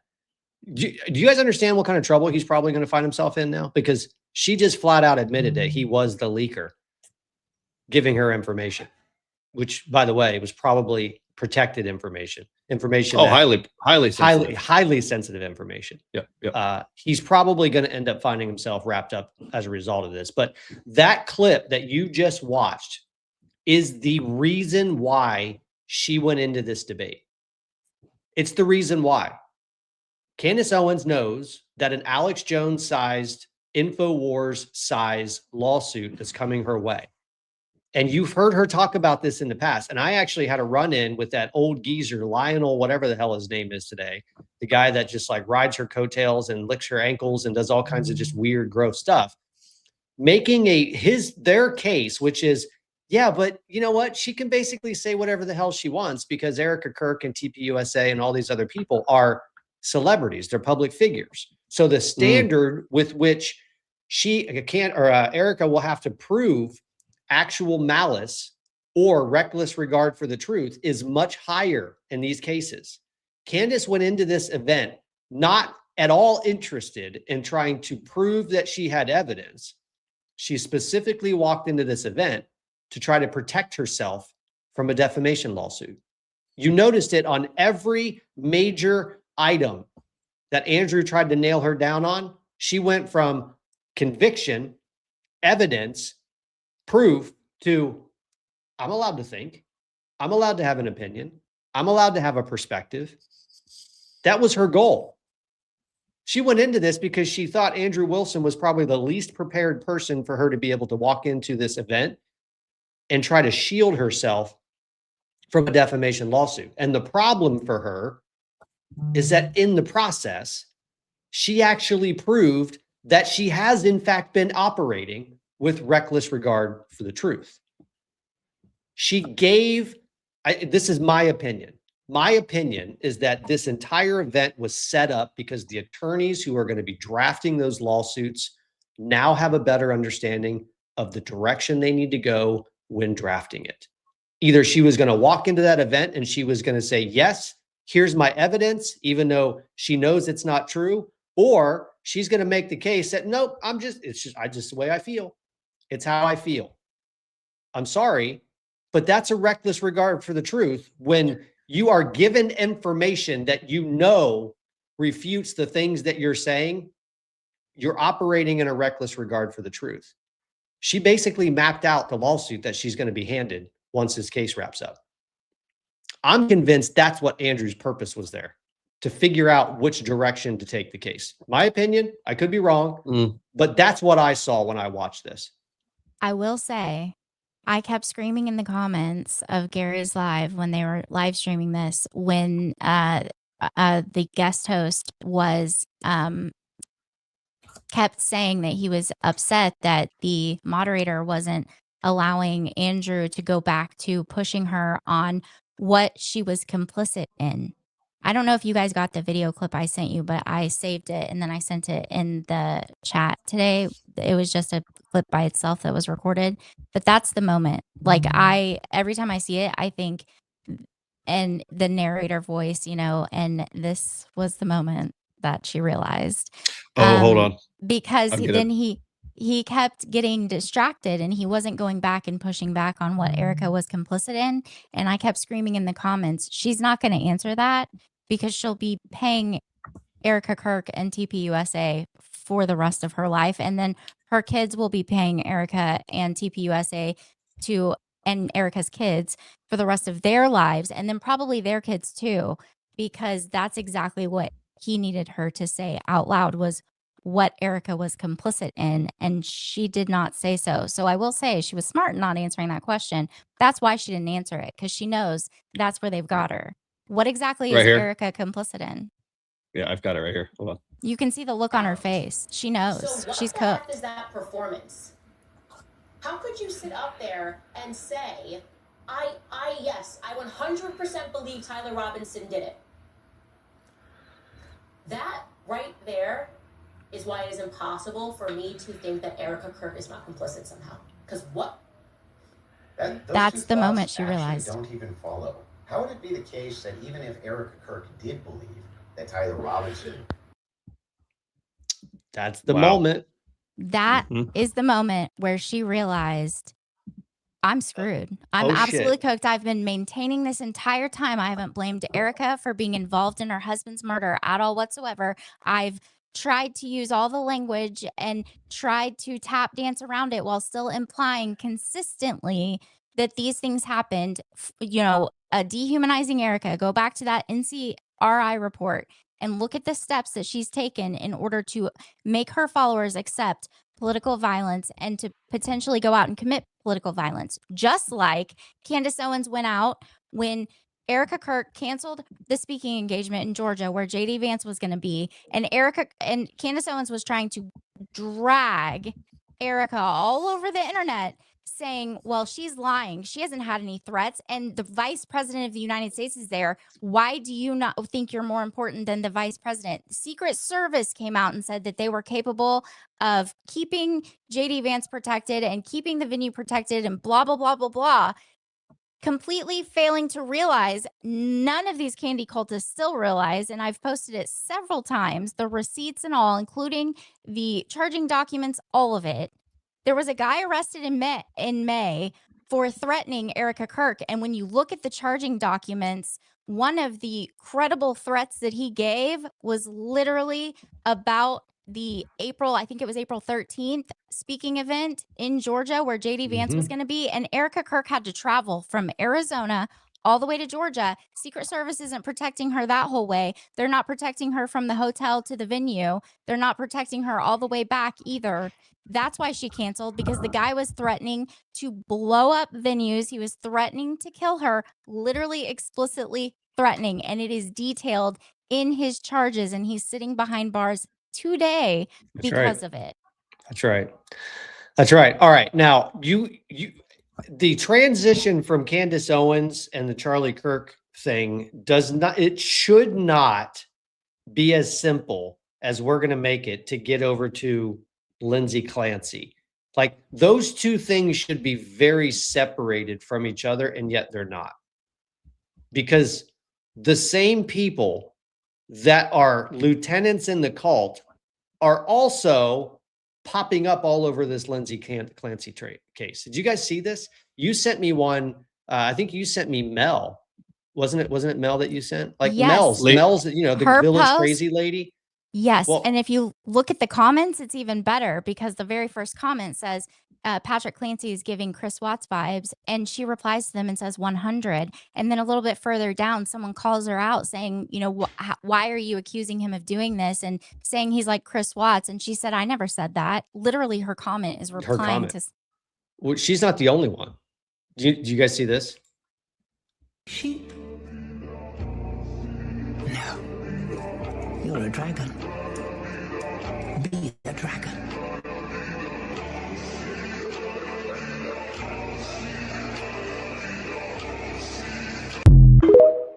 You guys know who that is, don't you? SK, do you know who that is? Files. Yes, because the second I saw her, one of my good friends used to send me some of the TikToks and videos that she posted. And I would say, I don't believe a word she says. I think she's a liar. And I would always be reminded, well, remember, they have to put a little bit of truth in with all the BS in order to make it believable. That's what the spooks do. And That's I'm right. like, I don't believe her. She's a liar. Yeah, I mean, so the Four Strikes says, how is a child murder case a political conspiracy? Well, because everything for them is a political conspiracy. Because the purpose of their conspiracy theorying is to get you to distrust everything that comes from official channels, so that then they can drop in their propaganda narratives and you'll just believe them because it's counter to what the official narrative is telling you. But here's this one. Go ahead, SK. Can I just say it goes further than that? Yeah, sure. Because the purpose of all of this is a literal op. And again, I can't believe I'm even using words like psyop and in a serious manner at this point in time. But at this point in time, you can't deny it. And there are actual company websites that say we perform psyops and work with militaries, and they're hired by all of these people. And, you know, they might have been maybe one of the parent companies of things like, I don't know, Cambridge Analytica. Weird.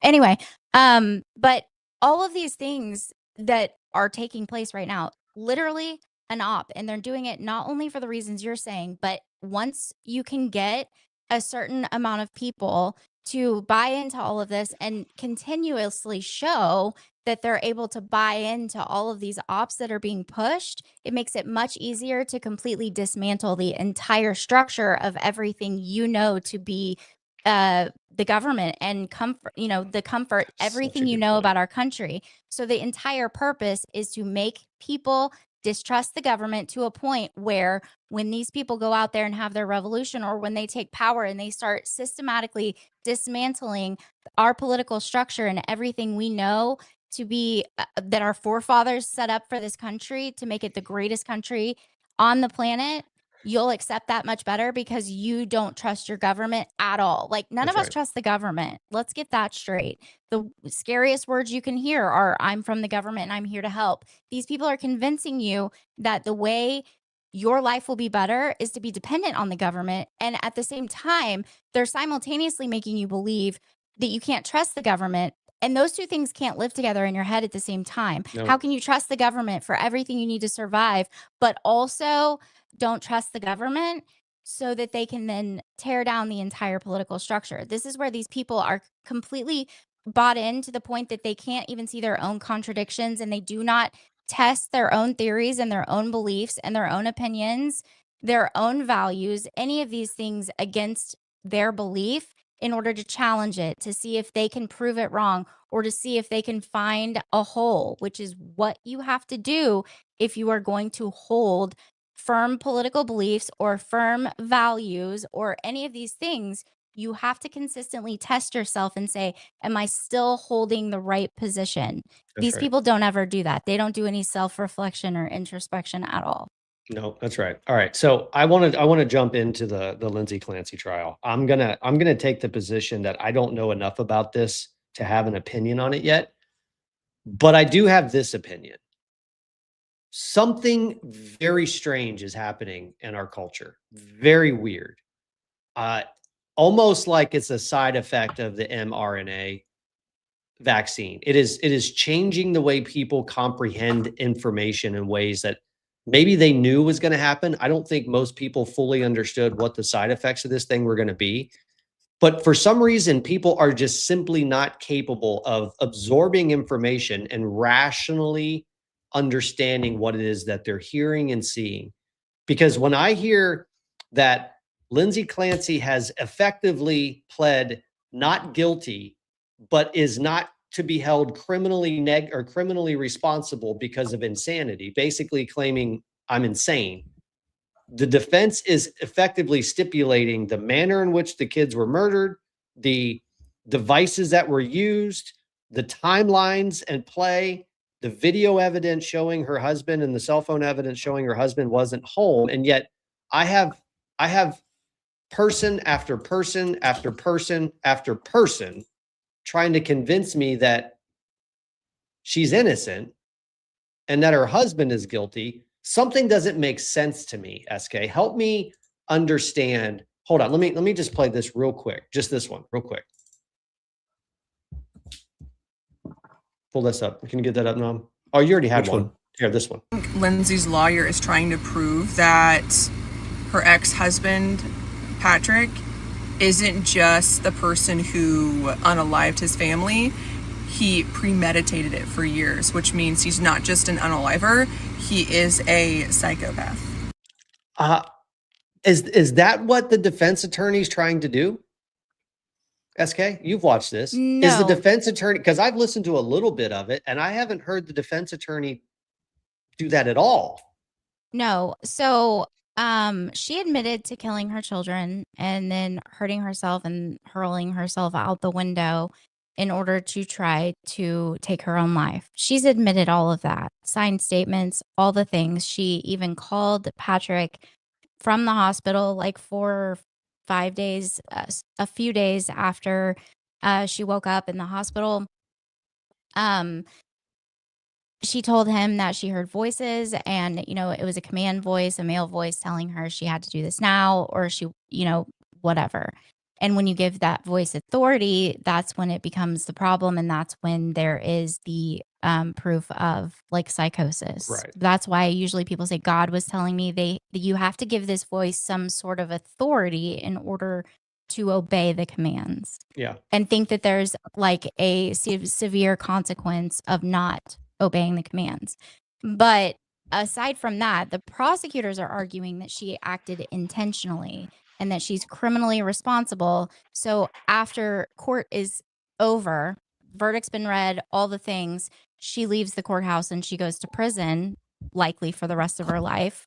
And the defense is arguing that she heard this voice telling her and that she had hallucinations and you know, symptoms of psychosis, and that she cannot be held criminally liable for this or responsible for this because she was not in control of herself and her mind when she did so. So if the defense wins, she would leave the courthouse and then go to a state psychiatric facility.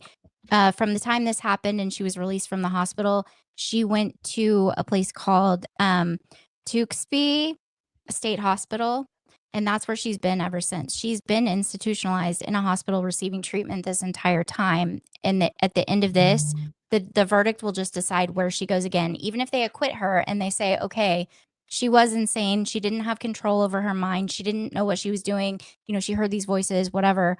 If they do find that, she will still leave the courthouse and go to a mental institution. And then every so often, she will come up for review and they will decide if she is safe to re-enter society and exist in society with supposed normal human beings.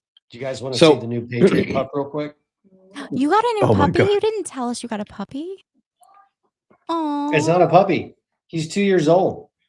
He is a Dachshund Chihuahua mix, and his name is Mr. Bingley. Mr. Bingley. Isn't he adorable? Is He is very cute. He is very cute. He's He terrifying is very cute. of me for some He reason. yeah, he is very cute. Okay, Can go I ahead. just say whether she's found not guilty by reason of mental insanity, which I mean, basically it's an affirmative defense, like everybody said. She's saying, yeah, I did it, and here's why I did it, because I was, you know, temporarily or whatever, elongated psychosis. Where are the charges for these medical professionals that I mean, was it 18 different SSRI cocktails that she was on? I mean, 13. they basically I have a list. they I put cooked it- her brain. They like literally they experimented with her brain.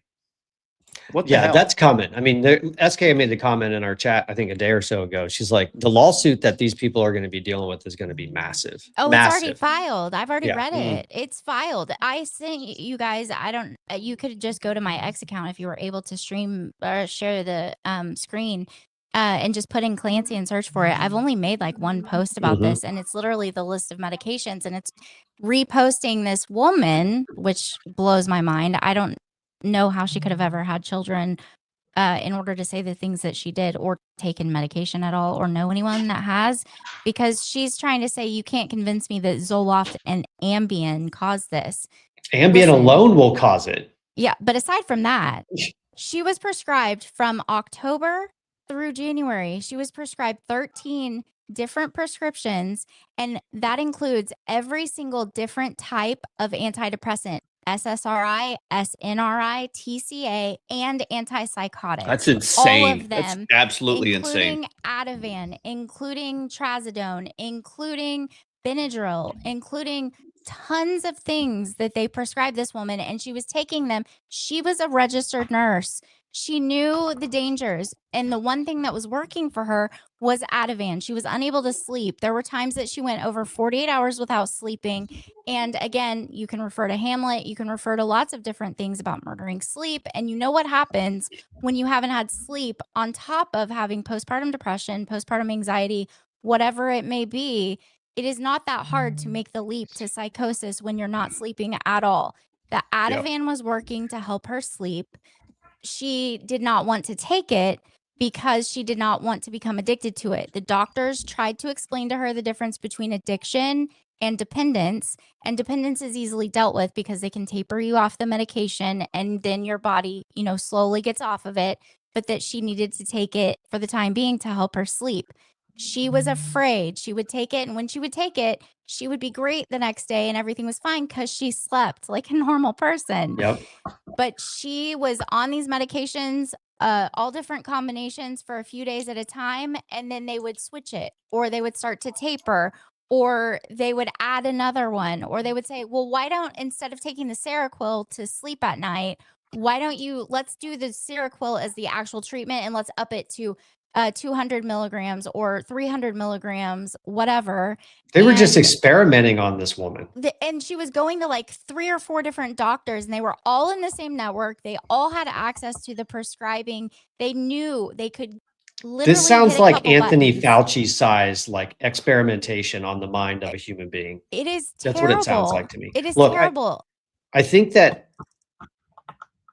it's obvious to everyone paying attention that Lindsey Clancy should at very least get the help that she needs, and she was failed by a system that apparently, according to what I'm hearing, was literally just using her as a lab rat to try to figure out, like, what is this going to do to break the psychosis, to break the mind of a human being? But that's not where my concern lies.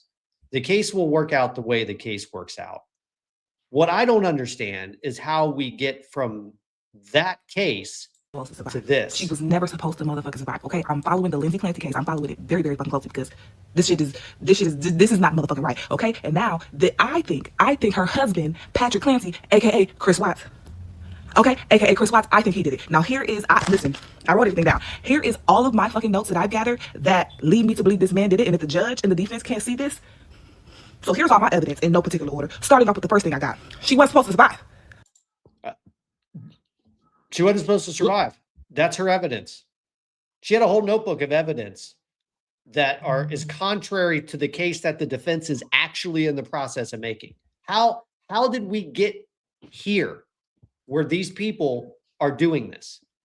How do we get here, folks? I don't understand it. I don't get it.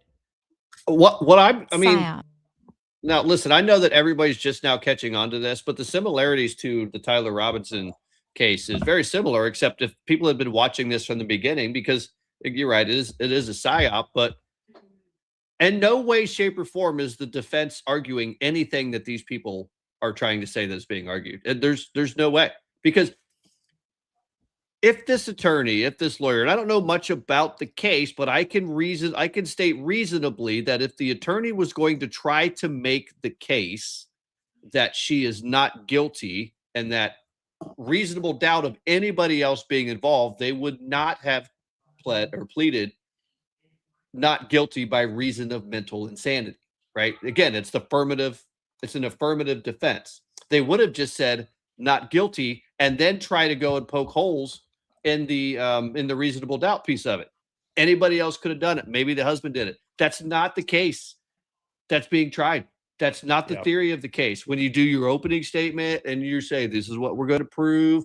Now, I didn't hear the opening statement, but I would bet good money that the guy in his opening statement said, throughout this trial, we're going to prove that she was given such a cocktail of drugs and she was, suffering under psychosis when all of this happened, and she is not then criminally liable for it. Am I right?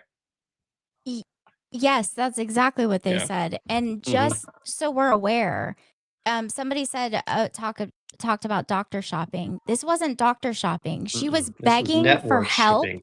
Yep. This was yes, and the She was doctors moved were around in the sending network. yes, and then she admitted herself to an inpatient place at one point in time, and then she checked herself out because after like 5 days or something, because it was her child's birthday and they had a big birthday party planned and she did not want to miss her child's birthday. We're talking about a mom that charted their what they were doing, what they were learning, how they were progressing, had it on the walls with stickers and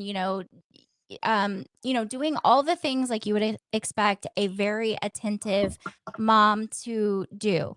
On top of that, she was OCD. She charted and wrote down every single medication every single day. She wrote down what she took, how many times or how many milligrams she took at each time. She had it all written down. She wrote down her moods. She was charting her moods. She's a registered nurse, you guys. She knew there was a problem and she was begging for help. She went to the Women and Infants Center that's an intensive outpatient type setting where you go to like intensive therapy during the day and you just basically sleep at home and you can bring your infant because she was breastfeeding. You can bring your infant. They turned her away and they said, we cannot accept you into this program because you are misdiagnosed and you are over medicated. And that center called her psychiatrist and the psychiatrist did not return the phone call. Wow. Of the center. This is an actual failure on so many parts. And again, I'm not making any excuses for her. Sure. I just am a mother Yep. that has had children and I know how much you love your children. And I know, especially if you're predisposed to like OCD or anxiety and things like that, when those hormones shift and you have that baby in your arms, it's like a switch gets flipped and you are on high alert 100% of the time for any and all danger because you do not want anything bad to happen to your baby. And after multiple kids, the more kids you have, the worse it gets every time. And I can see, and my husband and I even had this conversation and I was talking to him about it. I can see how those intrusive thoughts that you could have, normal people have intrusive thoughts all the time. But when you have an intrusive thought, you're like, what was that? Yep. And you just brush it off. There's no action. There is no even taking anything seriously. You're just like, why did I think that? What is wrong with me? None of that. I never had any thoughts of harming my children. It was extreme opposite direction. I was afraid constantly. I could not, even when I was sleeping, I wasn't like sleeping. It's like sleeping with one eye open. You're never in a deep sleep because you're afraid something's going to happen. You have to check to make sure the baby's breathing. They could stop breathing in the middle of the night. That bookshelf could fall over on them before they've even reached a hold and grabbed a hold of it to pull up on it. You're like freaking out because you can just see the bookshelf falling over. So you have to make sure that doesn't happen. And it goes over the top and it gets worse with each child. And she was on baby number 3.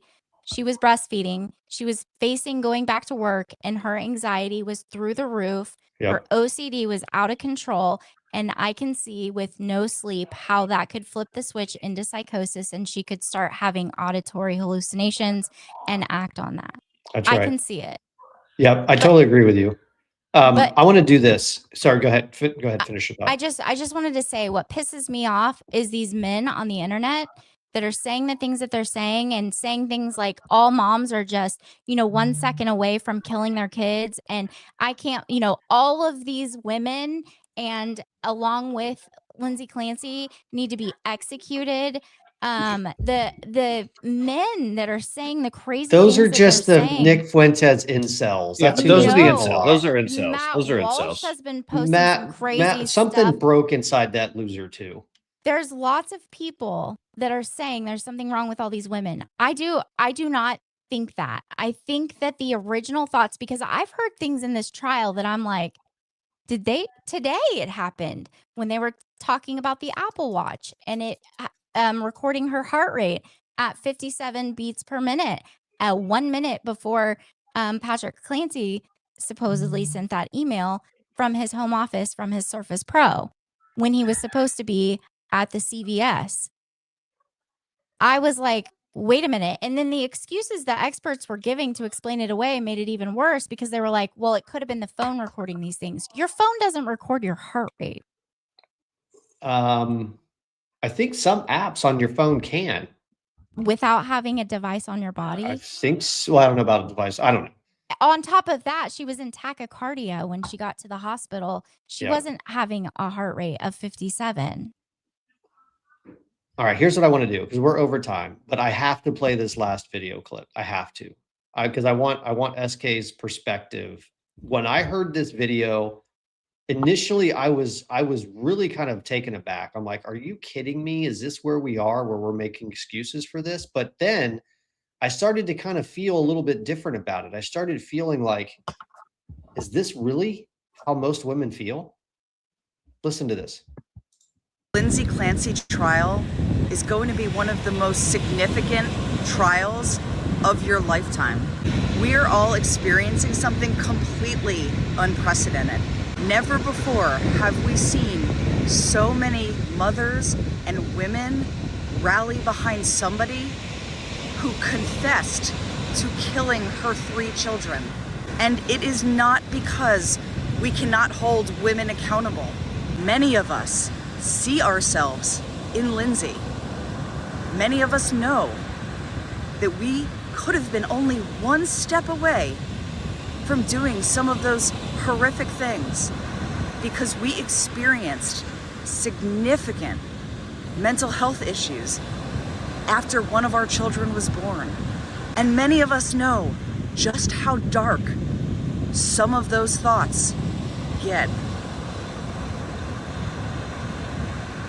So yeah, this is gonna be one of the most significant trials of your lifetime.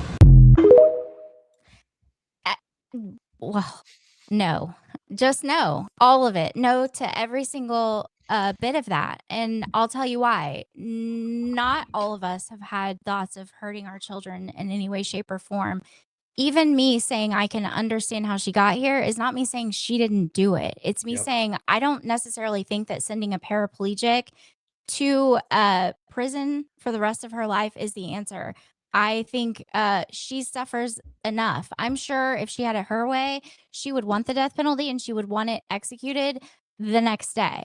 Yeah. She is, I don't see her like living some happy life. I mean, she's going to be in a mental institution, you guys.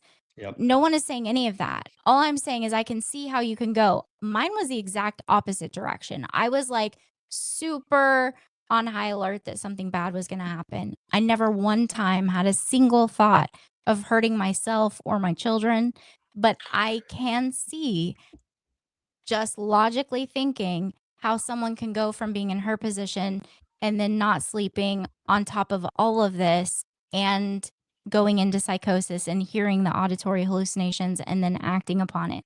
I can understand it. That doesn't mean that any of us have ever wanted to hurt our children. And it doesn't mean that we want to make excuses for somebody that killed their children. That's the most horrific crime you could ever commit.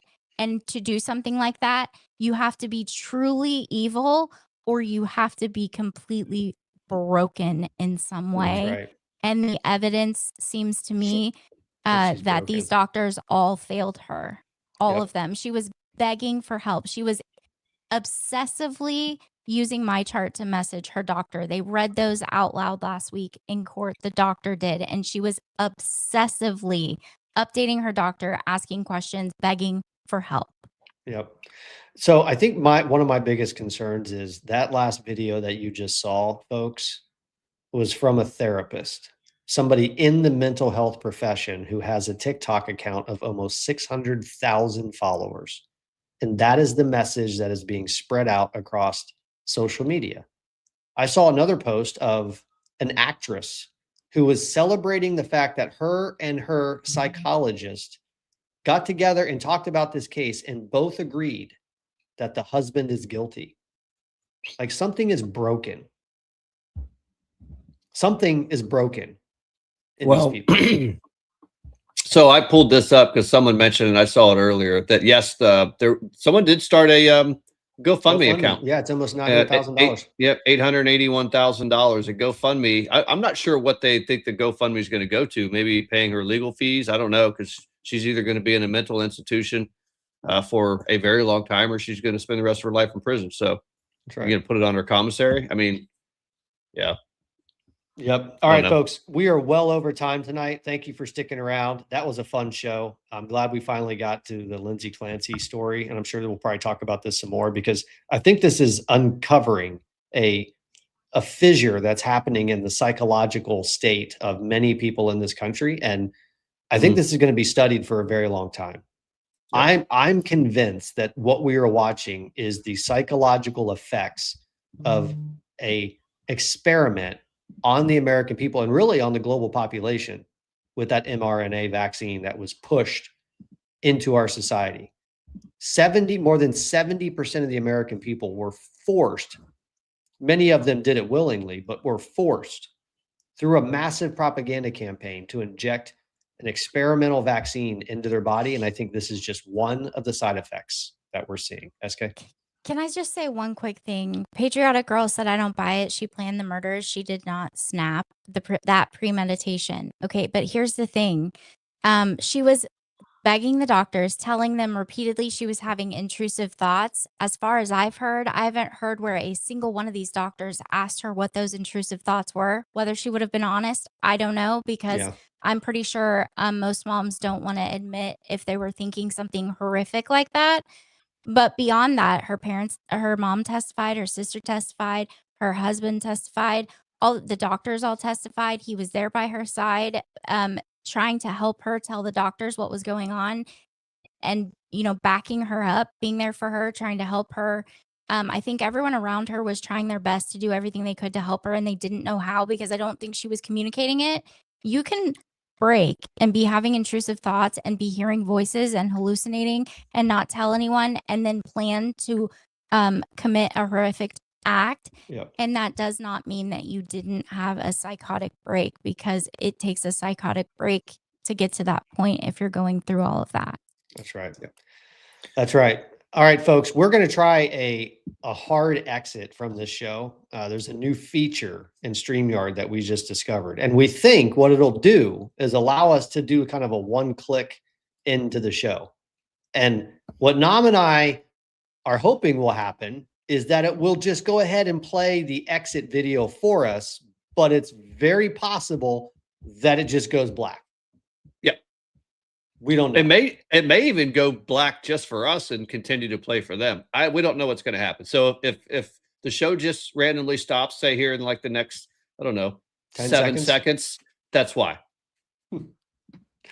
See you.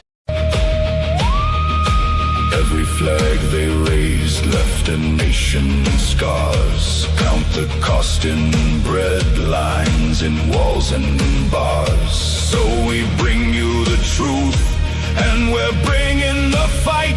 This is the Patriot Source, holding the line. Only you can prevent it. Only you hold the line, never bend it. Never again, we won't back down. Only you can hold communism down. Not here, not now, not ever. Not here, not now, not ever. One voice, one line, one stand. Freedom, don't kneel. It commands. Only you.